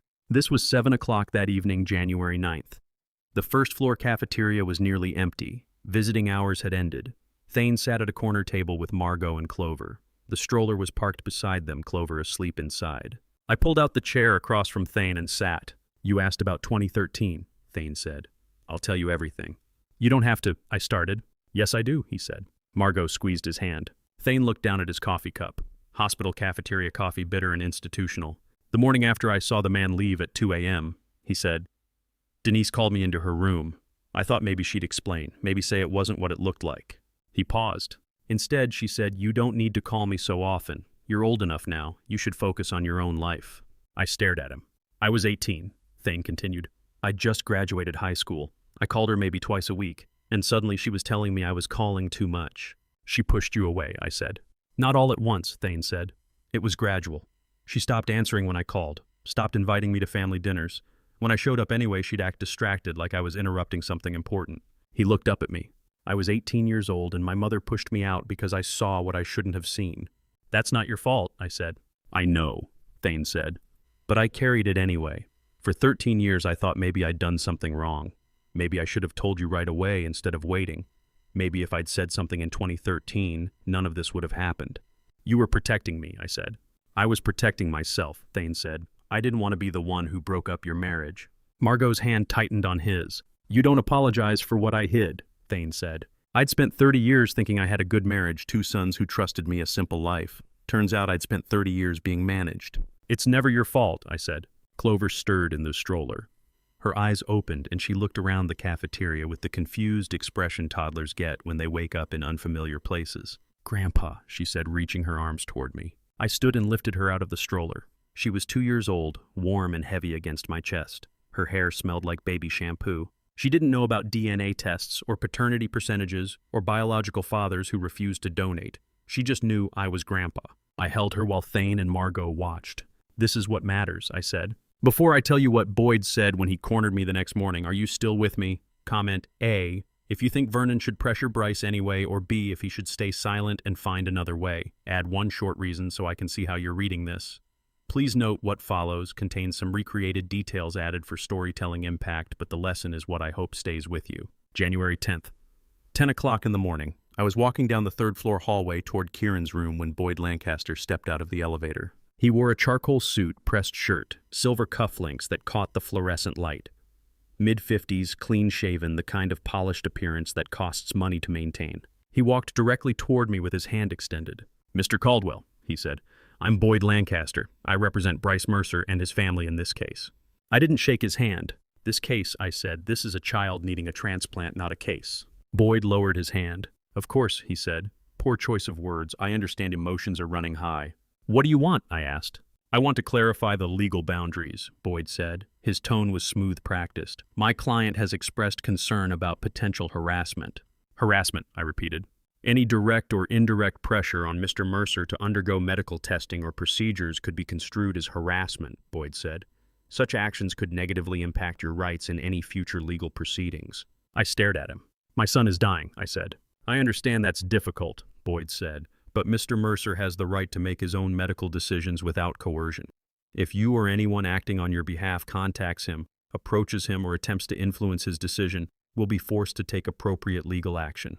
What kind of lawyer warns a father not to contact the man who could save his dying son, the kind who's paid very well? "Thank you for the information," I said. "I'll speak with my lawyer." Boyd smiled. It was the kind of smile that didn't reach his eyes. "Do you have a lawyer, Mr. Caldwell?" he asked. "I do now," I said. Boyd handed me a business card. Boyd Lancaster, Partner Lancaster, and Howe Attorneys at Law. An address in Buckhead. "Any communication should go through my office," he said. He walked past me toward the elevator. I watched him press the button, watched the doors open, watched him step inside. The trap was perfect. If I contacted Bryce, I'd face harassment charges. If I stayed silent, Bryce would stall indefinitely while Kieran's condition worsened. Boyd had engineered a situation where I lost either way. I pulled out my phone and called Wayne. He answered on the 2nd ring. "Boyd Lancaster just warned me not to contact Bryce," I said. "Told me any pressure could be harassment. I need a lawyer." Wayne was silent for a second. Then he chuckled softly, not amused but the sound a chess player makes when he sees the board clearly. "I know the right person," he said. I didn't ask who. I trusted him the way I should have trusted my instincts 13 years ago. Wayne texted me a name and phone number that afternoon. I saved it in my contacts but didn't call yet. I had something else to figure out first. Wayne had asked me days ago what I was doing in August 2025, and I'd thought he meant the cancer symptoms, but sitting in my truck at 6 p.m. with a notepad and my phone, I realized he'd been asking a different question entirely. I was parked in the hotel lot, my green Chevy Silverado, the one I'd bought used in 2018. The engine was off. The cab smelled like coffee and diesel. I pulled out my phone and called Thane. He answered on the first ring. "What do you need?" he asked. "When was Kieran born?" I said. "June 14th, 2010, Thane said immediately. "Why?" "Count back 9 months, I said. Silence for 3 seconds. "September 2009, Thane said. His voice changed. "That's when you worked those night shifts at the factory." I wrote it on the notepad. September 2009. 3 weeks of continuous overnight shifts at the machinery factory because they'd offered double overtime and we needed money for the mortgage. I'd come home at 7 a.m., slept until 2 p.m., left again at 9 p.m. 3 weeks where I barely saw Denise awake. "And Brennan?" I asked. "March 3rd, 2013, Thane said. I counted backward. "Early June 2012, we'd just moved to the Cumming house." "You were renovating," Thane said quietly, "sleeping at the old house for 2 weeks to finish the work before we sold it." I wrote it down. June 2012, 2 weeks sleeping in an empty house 40 minutes away, coming back on weekends to check on Denise and the boys. 2 conceptions, 2 strategic absences. "Dad," Thane said, his voice was tight. "Mom didn't just hide it, she planned it." I stared at the notepad. The numbers didn't lie. September 2009, June 2012. Both times I'd been gone long enough that paternity wouldn't be questioned. Both times I'd been working to provide for a family that wasn't genetically mine. "I have to go," I said. I ended the call and folded the paper. I'd been proud of those night shifts, overtime that paid for Kieran's crib, his first bike, his school clothes. Turns out I'd been paying for my own betrayal. I sat in the truck for 15 minutes doing nothing, just sitting with the weight of it. 2 sons, 2 absences, 13 years of planning. The parking lot was quiet. A few other cars scattered across the asphalt, street lights beginning to flicker on as the January sun set early. I didn't cry. I didn't hit the steering wheel. I just sat there and let the truth settle into my bones. January 11th, 11 o'clock in the morning, conference room 4A again. The same room where Dr. Sinclair had given me Kieran's DNA results. Gail sat across from me, Dr. Sinclair to her left, Wayne to her right. Gail placed an envelope on the table. Thicker than the first one, more pages inside. "We have Brennan's DNA results," she said. I already knew. The timeline had told me everything I needed to know. But knowing and hearing it confirmed are different things. Gail opened the envelope and pulled out 3 pages. The same format as before. Tables, abbreviations, numbers. She slid the first page toward me. Probability of paternity 0.000%. Underlined in red, just like Kieran's. "Brennan is not biologically related to you," Gail said. I nodded. I'd expected that. Gail slid the second page toward me. "We also ran a sibling analysis," she said, comparing Brennan's genetic markers to Kieran's. I looked at the page. More tables. More numbers I didn't fully understand. "What does it say?" I asked. "The genetic markers suggest Brennan and Kieran may have different biological fathers," Gail said. I stared at her. "Different fathers," I repeated. "The data isn't conclusive without testing the biological fathers directly," Gail said. "But the sibling coefficient is low enough to suggest they don't share the same paternal DNA. 2 different men, while I worked nights and repaired the house and drove school bus routes and paid the mortgage." "Who is Brennan's biological father?" I asked. Gail looked uncomfortable. "Denise hasn't provided that information." "Can you compel her to?" I asked. Wayne leaned forward. "Georgia law keeps biological father information confidential unless it's medically necessary for the child's health.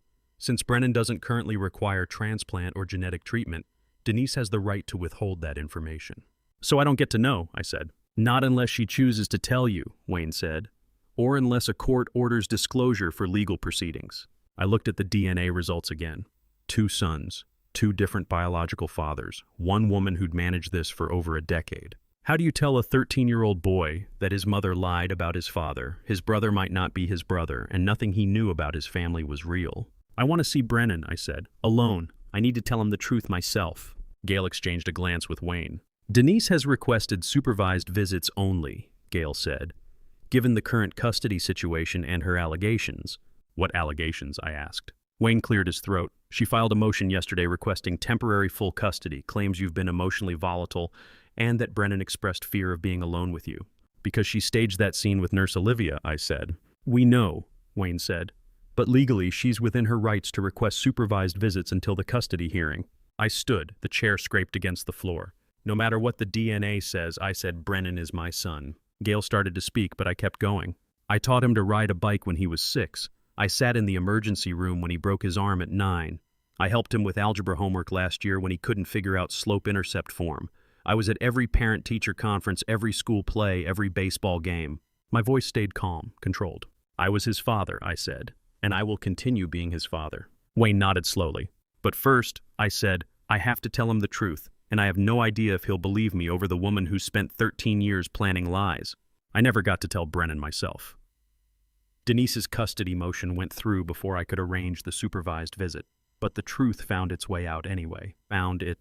Officer Lyle Barker opened his laptop in the first-floor waiting room and said the 5 words that made every morning of the past 3 months finally make sense. Your bus has exterior cameras.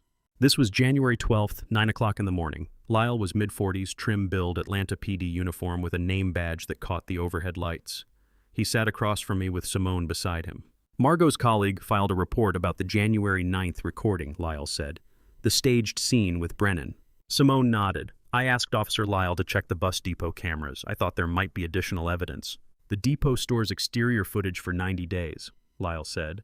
Your bus number 43 has cameras mounted front and rear. They activate automatically when the door opens. He turned the laptop toward me. I pulled footage from the past 3 months, he said. November through January, watch this. He clicked play. The screen showed the front exterior of my bus. The camera angle captured the street, the sidewalk, and the doorway of my house 40 feet away.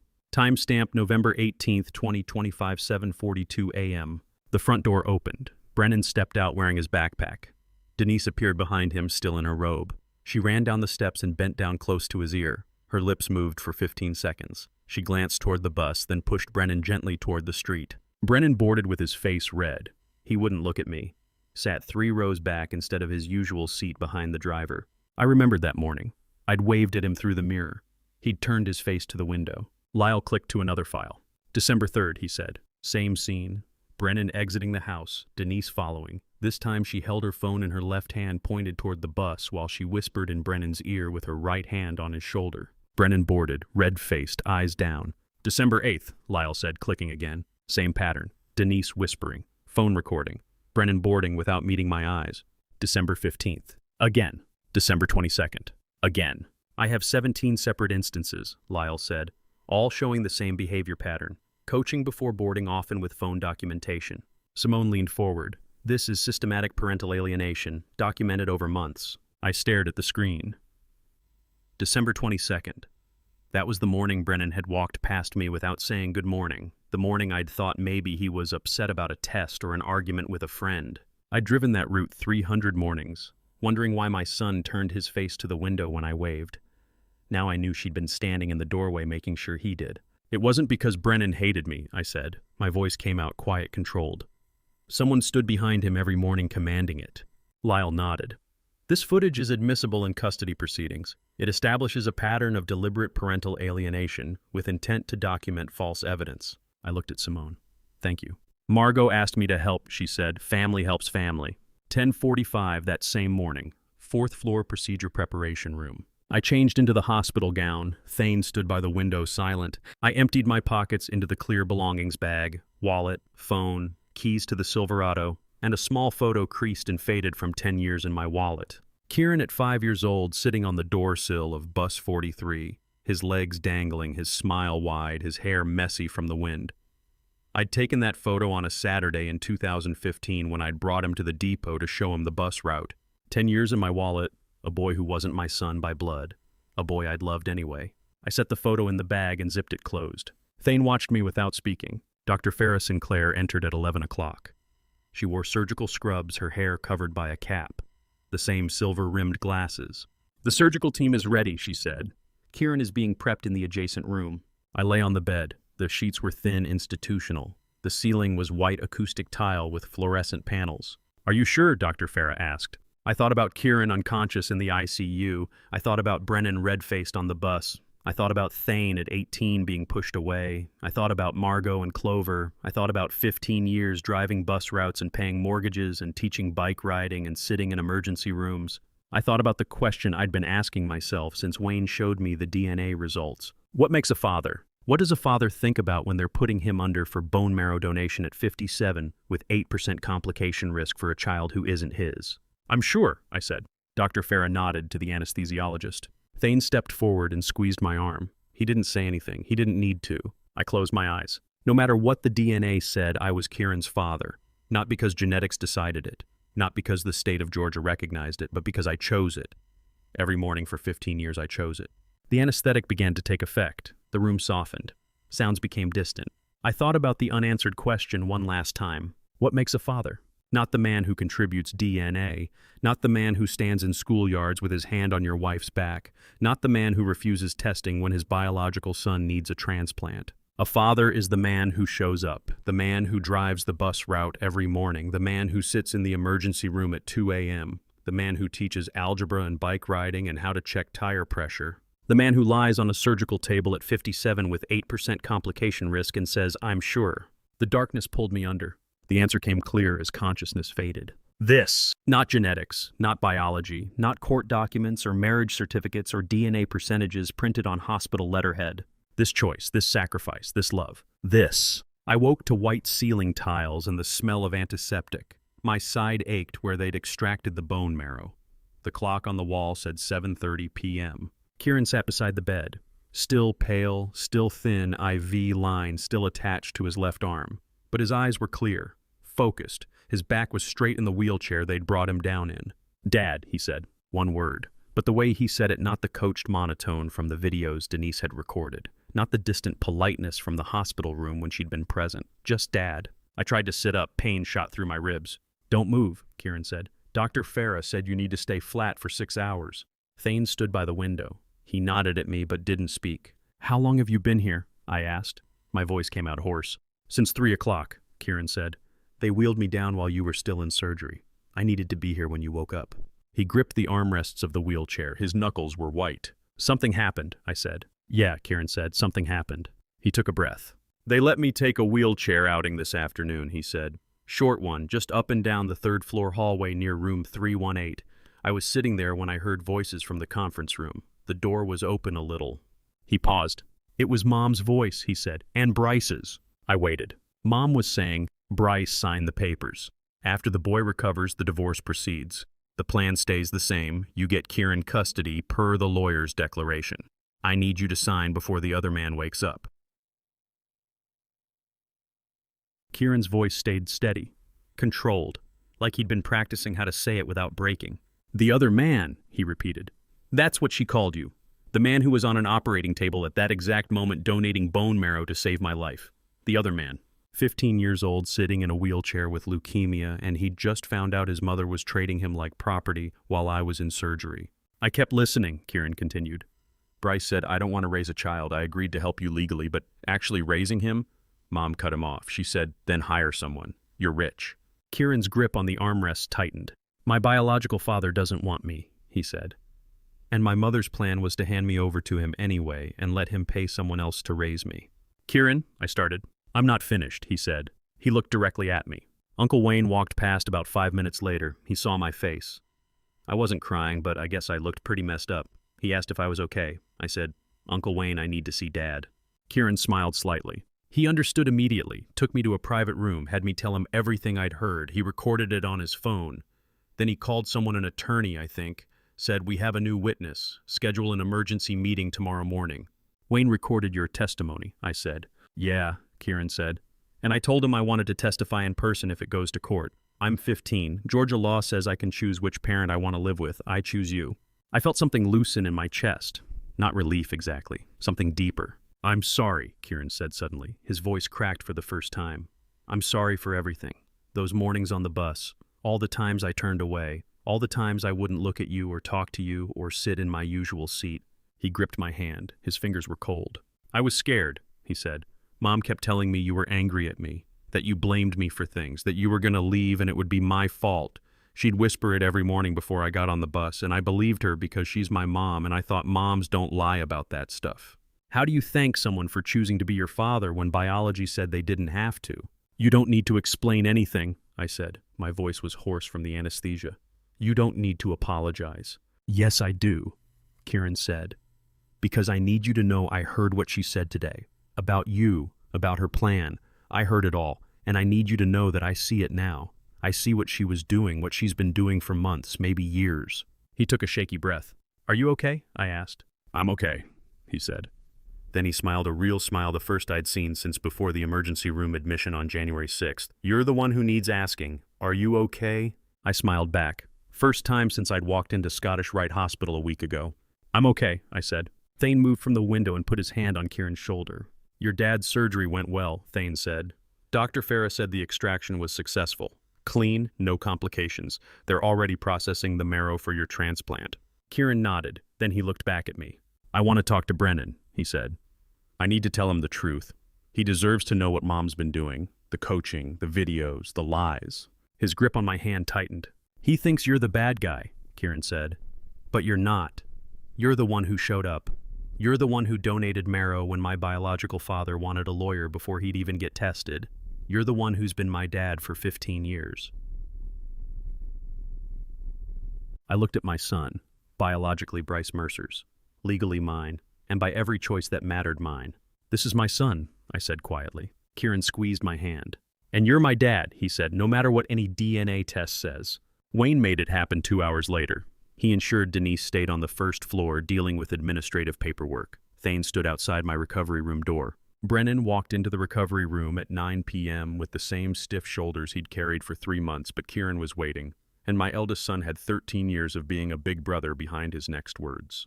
Little brother, Kieran said from his wheelchair beside my bed. His voice was calmer than you'd expect from a sick 15-year-old who'd spent the past week fighting leukemia. I need to talk to you. Not Mom, not anyone else. Your father and I are talking to you. Brennan stopped 3 feet inside the door. He looked at Kieran, then at me, then back at Kieran. His lips were trembling. It's okay, Kieran said. You're not in trouble. We just need to talk. Brennan nodded slowly. Come sit down, I said. My voice was still hoarse from the anesthesia, but it worked. Brennan sat in the chair by the window, his hands folded in his lap, fingers twisting together. Kieran leaned forward slightly in the wheelchair. I know you're carrying a heavy burden, Kieran said. I know because I carried one too. All those mornings on the bus, all those times I turned away from Dad, I was scared. Brennan looked up. You did those hallway things because you were scared, right? Kieran asked. Not because you hate Dad. Brennan's eyes started to well. He looked down at his hands and nodded slightly. It's okay, Kieran said again. You can tell us. Brennan's voice came out quiet, broken. Mom said if I didn't do it, she wouldn't let me see my friends, he said. She said Dad was leaving and he wouldn't need me anymore. She said if I loved her, I'd help her. And if I didn't help, it meant I didn't love her. 13 years old, and his mother had threatened to take away his friends if he didn't perform rejection on command. What kind of parent does that? I looked at my youngest son biologically, not mine, legally mine, and by every single morning I'd ever woken up to drive a school bus, mine. Brennan, I said, look at me. He looked up, tears on his cheeks. I will never not need you, I said. Do you hear me? I will never not need you. Not today, not next week, not when you're 30. You are my son. That doesn't change. Yes, Brennan whispered. I hear you. I opened my arms. Brennan stood and walked to the bed. He hugged me tight, his whole body trembling. I felt the wetness of his tears through my hospital gown. Kieran watched from the wheelchair. His eyes were red, but he was smiling. First time in months we'd been a family. January 13th, 10 o'clock in the morning. The large conference room on the 4th floor. I sat in a wheelchair. Wayne had insisted. My side still ached from the donation procedure, and Dr. Farah had said I needed to stay off my feet for another 48 hours. The attorney Wayne had recommended sat at the head of the table, mid-50s gray suit briefcase full of documentation. Denise sat on one side with Boyd Lancaster. Bryce sat beside them, arms crossed. Wayne Gale and Officer Lyle sat on my side. The attorney laid out the evidence piece by piece. Appointment cancellation records from August through November 2025. Patient portal email change dated August 15th. Screenshots showing every cancellation made within hours of being scheduled. Guardianship change document dated November 28th, 2025, Thanksgiving Day. Bus depot camera footage. 17 separate instances of Denise coaching Brennan before school. The attorney played 3 clips on a laptop. November 18th, December 3rd, December 15th. each one showing the same pattern whisper-push phone recording. Photographs from the 2022 open house and 2023 summer party. Bryce Mercer clearly visible hand on Denise's back in one photo, standing in the schoolyard in another. Bank transaction records. Transfer of funds to Vitality Circle, LLC, December 12, 2025. Linked to Roxanne Bentley, linked to Stryker Medical Devices, linked to Bryce Mercer. Kieran's sworn testimony from January 12th evening. Recorded statement describing what he'd overheard in the conference room, the custody plan, the divorce timeline, Bryce's reluctance to raise a child, Denise's instruction to hire someone. Boyd's face stayed neutral through most of it. Professional, detached. But when the attorney finished and closed the folder, I saw Boyd's jaw tighten. They thought evidence would change minds, but I knew better. It just changed the cost of refusing. Bryce looked at Denise, searching for an escape route. Boyd leaned close to Bryce and whispered. I couldn't hear the exact words, but I saw Bryce's expression change from defiant to calculating. Later, Wayne told me what Boyd had said. If you continue refusing compatibility testing and the child dies, you'll be the first media target. Get tested. It's the only way out. Not conscience, not care for Kieran, strategic damage control.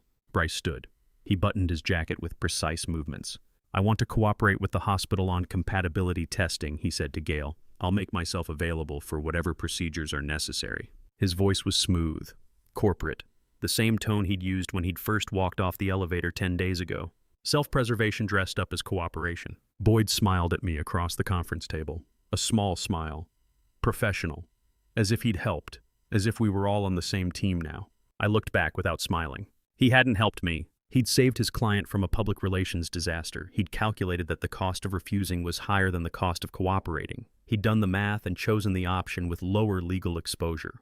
Two different things entirely. Gail nodded. We can begin testing this afternoon. The lab is ready. Bryce nodded. Denise sat silent. Her face was pale composed. She didn't look at me, didn't look at Wayne or Gail or the attorney, just stared at the table. The meeting ended at 10:30. Wayne wheeled me out of the conference room.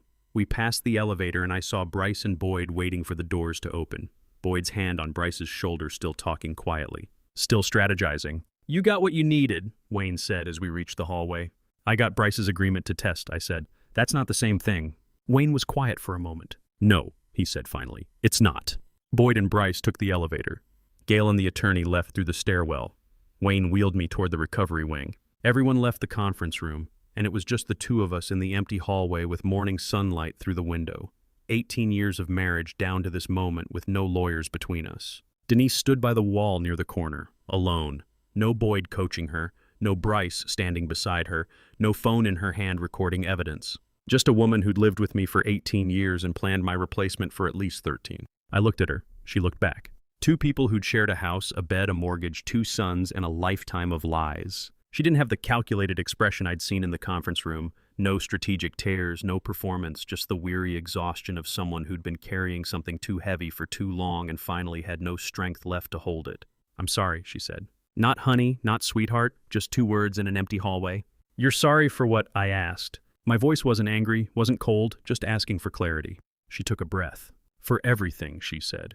Bryce, the money, the paperwork, the appointments I canceled, the guardianship I changed on Thanksgiving, the way I coached Brennan, the videos. She paused. Her voice broke. For letting our child get sicker when we could have caught it earlier. Our child, not the boy, not Kieran, our child. I watched her face. This wasn't strategic remorse. This was the first time I'd seen Denise cry real tears, not the performance she'd given Dr. Sinclair in the consultation room, not the manipulation she'd staged with Nurse Olivia. Real crying. I sat in the wheelchair and let her apology linger in the air. I didn't rush to accept it. Didn't rush to reject it. Just let the silence hold the weight of 18 years. I know you're sorry, I said finally, but that won't erase anything. I know, she said. 18 years I'd believed in one version of our marriage. 3 weeks to learn the truth. 5 minutes in this hallway to decide what came next. But the children still need you as their mother, I said. She looked at me. Can you forgive me? She asked. I thought about it. Really thought about it. Not yet. Maybe not ever. But I could help raise the children with her. I could build some version of co-parenting that didn't require forgiveness but didn't destroy what was left. That's what I could do. I don't know, I said, but I know they need both of us. So we'll figure out what that looks like. She nodded slowly. Thank you, she whispered. I didn't respond. Wayne wheeled me past her toward the elevator. January 17th, 4 days after the conference room meeting. They transfused my bone marrow into Kieran's body at 10 a.m. in a procedure room on the third floor. I sat in the adjacent recovery room and watched through the window as the medical team connected the IV line and began the slow drip. Dr. Farah had explained it would take 48 hours to know if my marrow would engraft and begin producing healthy cells. 48 hours of waiting to see if my choice, my sacrifice, would actually save him. I was able to sit up from day 2 post-surgery. The pain in my side had lessened to a dull ache. I spent most of those 48 hours in the chair by the window watching Kieran sleep while nurses checked monitors every 2 hours. January 19th, day 3. Dr. Farah entered Kieran's room at 9 a.m. I'd learned to read her face over the past 2 weeks. This time she wasn't stressed, wasn't tense. Early indicators show the marrow is starting to function, she said.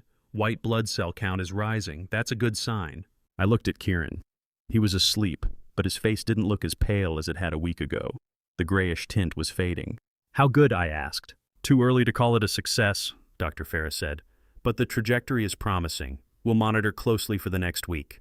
I nodded. She left and I wheeled closer to Kieran's bed. My marrow, in his body, keeping him alive. Not because biology said I had to, because I chose to. That afternoon, Thane and Margot brought Clover to visit. Clover had been carrying a yellow plastic flower since the first day I'd been admitted, one of those cheap toys from a dollar store. She'd held it during visiting hours, slept with it at the hotel, refused to let anyone take it. She walked into Kieran's room with the serious expression 2-year-olds get when they're doing something important. She stood beside the bed and placed the yellow flower carefully on Kieran's pillow. Kieran opened his eyes. He looked at the flower, then at Clover. "Thank you, Clover," he said. His voice was hoarse but clear. Clover nodded seriously. Thane laughed. Margot covered her mouth, smiling. I watched from the wheelchair and felt something I hadn't felt in weeks. Something gentle. Something real. A 2-year-old's plastic flower held more truth than all the legal documents sometimes love, is just knowing when to give what you've been holding. Kieran looked at me. Color was returning to his face. His eyes were brightening. "Dad," he said, "how do you feel?" I looked at my son. 15 years old. Biologically Bryce Mercer's. Legally mine. And by every choice that mattered, by the bone marrow now functioning in his body, by the wheelchair I'd sat in for 3 days, watching him sleep, by the decision I'd made at 57 with 8% complication risk mine. "Dad's fine, buddy," I said. "Fine." Kieran's recovery continued steadily over the following days. Day 4 showed continued improvement in his blood counts. Day 5, he sat up without assistance for the first time. Day 6, he ate solid food and kept it down. Wayne spread the DNA confirmation papers on his desk 3 days after my marrow started working in Kieran's body, and I learned what biology said versus what fatherhood meant, 2 completely different things. January 20th, 10 o'clock in the morning. Wayne's office in the hospital administrative wing. The room was small, functional. A desk, 4 chairs, filing cabinets against the wall. Dr. Farah sat beside me. "Bryce Mercer confirmed as Kieran's biological father," Wayne said. He placed the first page on the desk between us. No surprises there. I looked at the document, official hospital letterhead at the top, tables of genetic markers, numbers I still didn't fully understand, but one line was clear: probability of paternity 99.99%, typed, printed, signed by a geneticist whose name I didn't recognize. It didn't change anything. I'd known since Dr. Sinclair had shown me the first DNA results weeks ago, but seeing the confirmation made it formal, final, written in permanent record. "And Brennan?" I asked. Wayne slid a second page across the desk. "Brennan is not related to Bryce Mercer by blood," he said. "Different biological father entirely. 2 sons, 2 different men. Years of strategic planning by a woman I'd thought I knew." I nodded, slowly processing what I already suspected. "The hospital ran additional screening as part of the standard protocol," Dr. Farah said. "When paternity questions arise in medical contexts, we document all relevant biological relationships. Brennan's biological father information is documented in our system, but it's kept in confidential medical records under Georgia state law." "What does that mean exactly?" I asked. "It means the information can only be disclosed under specific circumstances," Wayne explained.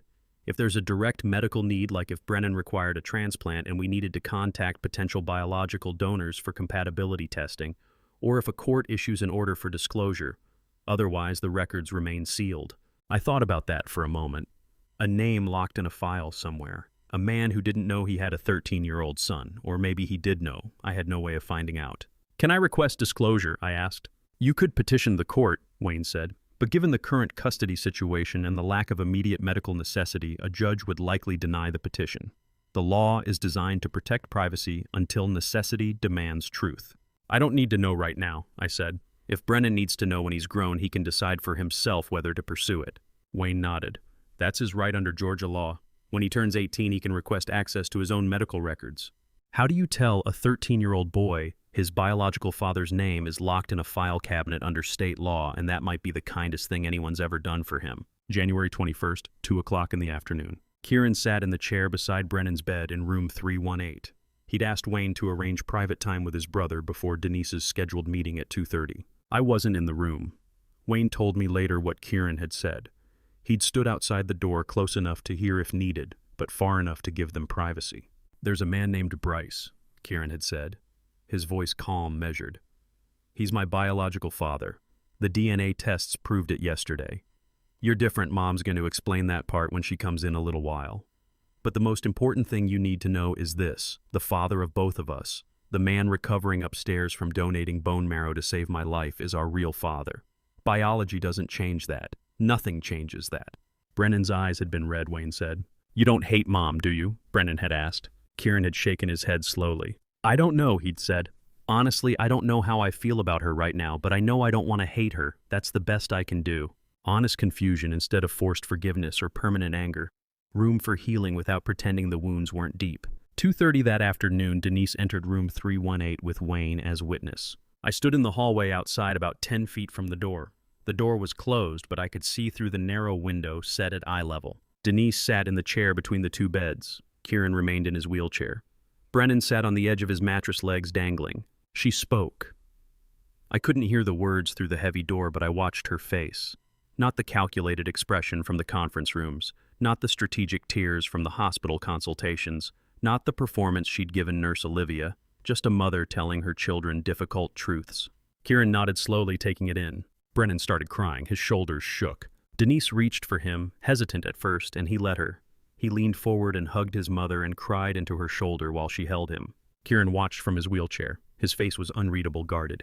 Denise said something else. Both boys looked at her, waited. She was crying too now, real tears running down her face. I watched my sons through the glass, one recovering from leukemia, with my marrow keeping him alive, one recovering from his mother's systematic lies, and realized healing doesn't need words sometimes. Sometimes it just needs time and truth and the willingness not to walk away. The conversation lasted 20 minutes. When it ended, Denise stood slowly and walked to the door. Wayne followed her out into the hallway. She didn't look at me as she passed, just kept walking toward the elevator, her face wet with tears. Wayne stopped beside me. She told her lawyer the whole thing, he whispered quietly, for the divorce proceedings and custody arrangements. Bryce wasn't the only one during that time period. There were others, multiple relationships over the years, but Bryce was the one she thought most useful financially and legally. That's why she chose him to pursue. Strategic selection, not passion, not love, not even attraction, calculated usefulness. I looked at Wayne. The others, I asked, did she provide names? No, Wayne said. Just confirmed there were multiple relationships during the periods you'd calculated. September 2009, June 2012, other times too, apparently. I nodded, feeling nothing shift inside. Just confirmation of what I already knew. The room door opened. Kieran saw me standing in the hallway. He didn't say anything, didn't ask if I'd heard what happened inside, didn't explain or apologize or defend his mother or himself. He just nodded once. I nodded back. That silent acknowledgement between us was enough, more than enough. That silent nod in the hallway became the foundation for what came next. The joint custody papers sat on the mediation table waiting for Denise to fight me, but when she walked in with her attorney 3 days after Kieran's nod in the hospital hallway, she didn't look like someone preparing for war. January 23rd, 2 o'clock in the afternoon. Attorney's office conference room in downtown Atlanta. Neutral territory. My attorney sat to my left. Denise's attorney sat across the table. Denise sat beside him, hands folded. Boyd Lancaster wasn't there. He'd withdrawn from representation after Bryce was no longer his preferred client. The mediator outlined the proposed custody arrangement. Joint legal custody. Primary physical custody alternating weekly. Holiday schedule split equitably. Standard arrangement. I waited for Denise to object, to argue, to demand modifications. She looked at the mediator and said, I agree to everything. Her attorney looked surprised. Mrs. Caldwell, he said, we discussed potential adjustments to the visitation schedule. I don't want adjustments, Denise said. She looked directly at me for the first time since entering the room. I want the children to have their father, their real father, the one who was here. The mediator made notes. My attorney reviewed the financial settlement. Division of assets. House incoming to be sold precedes split. Retirement accounts divided. No alimony requested by either party. Denise agreed to all of it. 20 minutes later, I signed the custody agreement. My signature looked the same as it always had. Vernon Caldwell, 57 years old, school bus driver, father. The feeling wasn't victory, it was fairness. I didn't get everything, but I got the most important thing both parents in the children's lives: structure, stability. Late January brought news about the others. Roxanne Bentley was prosecuted for wire fraud. The funds transferred to Vitality Circle, LLC, an entity with no business operations, no employees, no legitimate purpose. The case would extend into the following year, but the charges were filed. Real charges, real consequences. Bryce Mercer was terminated from his consulting contract with Stryker Medical Devices after the conflict of interest was revealed. The Georgia State Bar opened an investigation into whether he and Boyd had colluded to write scripted testimony designed to avoid legal liability while refusing medical cooperation. The investigation would take years. Denise's parental alienation and medical negligence were documented in the custody proceeding records. The findings would follow her. If she violated the joint custody arrangement, if she coached the children again, if she interfered with my relationship with them, the documented history would affect any future trials. Justice in real life isn't a gavel coming down and everyone in handcuffs. It's wire fraud charges that take 18 months. Bar investigations that last years. Custody findings that accumulate quietly in files. Slow, real, permanent. January 28th, 6 o'clock in the evening. Kieran had been granted short hospital leave for the first time since admission. 4 hours, enough for dinner. Thane made a reservation at a small restaurant 2 blocks from Scottish Rite. Nothing fancy. Burgers and fries, booths with red vinyl seats. Table for 6. Clover sat in a wooden high chair at the end. Kieran wore a green hoodie thinner than he'd been 3 weeks ago, but with bright eyes and color in his face. Brennan wore an Atlanta Falcons tracksuit. Margot sat beside Thane. I sat at the head of the table. The first genuine family dinner in I couldn't remember how long. It was eventless. That was the beautiful part. It was completely, utterly eventless. Thane argued with Kieran about the Atlanta Falcons' chances next season. Kieran said they'd win 6 games. Thane said 8 minimum. They went back and forth for 10 minutes about quarterback stats and defensive line depth. Brennan ate all of Clover's fries when she wasn't looking. Clover noticed. She pointed her little finger at Brennan's face and said something in 2-year-old language that sounded like scolding. Margot covered her mouth, trying not to laugh. Brennan sheepishly pushed his own fries toward Clover's plate. Simple, ordinary, family chaos. I sat there watching them and thought about dinners 15 years ago at the Cumming house. The dining room table that sat 8, the matching plates Denise had picked out, the careful way everyone sat in assigned seats. I'd thought those dinners were normal, real, the picture of what a family looked like. But that normalcy had been built on lies, careful construction, strategic performance. This dinner in a cheap restaurant 2 blocks from a hospital, at a table that wobbled slightly with 5 people who weren't related to me by blood, was real. What makes a family dinner real? The house you eat it in, the blood in everyone's veins, or the fact that nobody there would rather be anywhere else? Kieran laughed at something Thane said. The sound was clear, genuine. The first time I'd heard him laugh in weeks. Brennan tried to steal another fry from Clover. She guarded her plate with both hands. Margot reached across the table and squeezed my hand briefly. Didn't say anything, just squeezed once and let go. I looked around the table. My eldest son who'd been pushed away by his mother at 18, his partner who'd become family through choice, their daughter who called me grandpa and meant it, my son recovering from leukemia with my bone marrow keeping him alive, my youngest son learning that family isn't defined by genetics, not perfect, not enough people, not in a private home around a dining room table, but real. Clover looked up at me with those serious 2-year-old eyes. Grandpa, she said, want more fries? I took one from her plate. Yes, I said. She nodded contentedly, like I'd passed some important test. I smiled. I'd been asking myself the same question since Wayne first showed me the DNA results. What makes a father? What makes a family? The answer was sitting right here at this table. Not genetics, not biology, not court documents or marriage certificates or houses with 8-seat dining tables. This choice, this sacrifice, this love, this moment with a 2-year-old offering fries and a 15-year-old laughing and a 13-year-old trying to steal food and a 30-year-old son who never stopped being my son even when his mother tried to push him away. This is family. That dinner at the restaurant became the first of many. Not every week, not perfectly scheduled, but regular enough to matter. Kieran walked out of Scottish Rite Hospital on a cold January morning wearing a navy blue jacket and carrying everything that mattered in a small bag on his shoulder, and I pushed the backup wheelchair behind him just in case, but he didn't need it. Late January. The exact date doesn't matter. What mattered was the cold but sunny morning, the way Kieran sat in the wheelchair outside the hospital doors one last time, then stood slowly, carefully, and walked the final 30 steps to the car on his own 2 feet. Thane clapped. Brennan shouted, "Yeah!" Clover mimicked him, shouting, "Yeah!" without knowing why, just because her cousin did. Margot held the car door open. I stood beside the wheelchair I didn't need anymore and watched my son walk. Kieran stopped before getting in the car. He turned and looked at me. "Dad," he said. "Yes." "I've wanted to save this for a long time," he said. His voice was steady, clear. "You didn't save me because you're my biological father. You saved me because you chose to, and that's what matters." 15 years old. Articulating the truth I'd been learning since Wayne first showed me those DNA results. "Dad knows already," I said. Kieran smiled. "I know you know, but I wanted to say it anyway."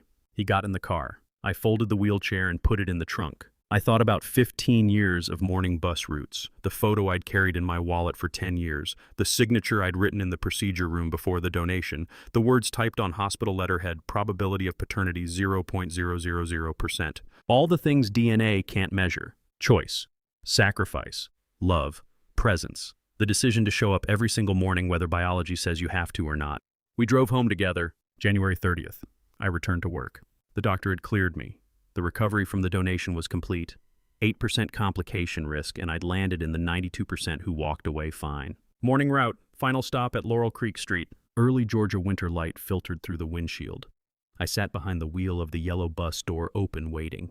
15 years I'd been driving this route, and in 15 years I'd never understood that every child getting on this bus was carrying a story I'd never see just like mine. Brennan stood at the stop. Green jacket, black backpack. Headphones around his neck, not on his ears. The bus stopped. The door opened. Brennan looked up. He met my eyes. He didn't turn away. Didn't look down. Didn't perform the coached rejection his mother had whispered into his ear for months. He got on the bus. "Hi, Dad," he said. 2 words, not memorized, not scripted, not rehearsed in front of a bathroom mirror or recorded on a phone for evidence. Just Brennan's choice. "Hi, son," I said. "Sit down." He walked down the aisle and took his seat. 3 rows back on the right, his usual spot. I closed the bus door. The yellow warning lights flashed. I started the route. In the rearview mirror, I watched Brennan sit down, take out his headphones, put them on, and tap his fingers lightly against his knee to whatever music was playing. Normal. Simply beautifully, unremarkably normal. No drama, no script, no manipulation. Just a 13-year-old boy listening to music on the way to school. Kieran came home at the end of February. Still weak, still recovering, but home. The doctor said his prognosis was good. My marrow had engrafted successfully. His body was producing healthy cells. Brennan stopped rehearsing his responses. He talked to me like a son talks to his father, sometimes annoyed, sometimes grateful, always genuine. Thane, Margot, and Clover became what they'd always been, family, not by blood, by choice. Denise handled the divorce paperwork without drama. We didn't become friends. We didn't reconcile. We just became 2 people who used to be married and now had to raise children together. No hatred, no warfare, just an ending. Bryce, I don't know where he is now. I don't care. He's not part of this story anymore. What I learned is this: DNA doesn't make you a father. It makes you a biological contributor. Fatherhood is the choice you make every single morning when you wake up and decide to show up. So I ask you, what makes a father? What makes a mother? What makes a family? Not the biological documents in a file cabinet. Not the name typed on birth certificates. Not the genetic markers analyzed in a hospital lab. What is it? I can tell you what it was for me. It was the signature on a donation consent form at 57 years old. It was the decision to give bone marrow despite 8% complication risk. It was the choice to love a child who didn't share my DNA. But your answer might be different. Maybe it's the parent who adopted you when you were 3. Maybe it's the grandparent who raised you when your biological parents couldn't. Maybe it's the stepfather who showed up to every baseball game. Maybe it's the aunt who took you in when you had nowhere else to go. Tell me your story, because I've learned that family isn't one definition. It's not one path. It's not written in genetics or determined by biology. It's written in choices. I am a school bus driver. Every morning I stop the bus, open the doors, and let children on board. I never know what story waits behind each face, what homes they're leaving, what secrets they carry, what love defines them beyond biology. But I know one thing for certain, I will take them where they need to go. That's my job. That's me. And to you listening to my story, remember this family isn't something you're born into. It's something you choose every single day. I spent 15 years thinking biology defined me as a father. I was wrong. The DNA test that said 0.000% didn't change anything about who Kieran and Brennan were to me. What changed was my understanding. Don't make my mistake of waiting for a crisis to realize what really matters. Fatherhood isn't in your genetics. It's in showing up. I learned that being a father means choosing sacrifice over comfort, choosing love over bitterness, choosing presence over pride. When that hospital called and I had to decide whether to donate bone marrow to a son who wasn't mine by blood, I finally understood the truth that love isn't measured in DNA percentages. It's measured in the choices we make when everything is on the line. The biological father hired a lawyer. I signed the consent form. That's the difference between genetics and fatherhood. So, here's what I want to know from you: what defines family in your life? Leave a comment below and share your story. If this message touched you, please share it with someone who needs to hear it. And if you want more stories like this, subscribe to this channel. These stories matter because your experiences matter. Thank you for staying with me until the very end. Your time means everything. One final note. Some details in this story have been adapted or fictionalized for storytelling purposes, but the core truth that family is defined by choice and love, not biology, remains unchanged. God bless you.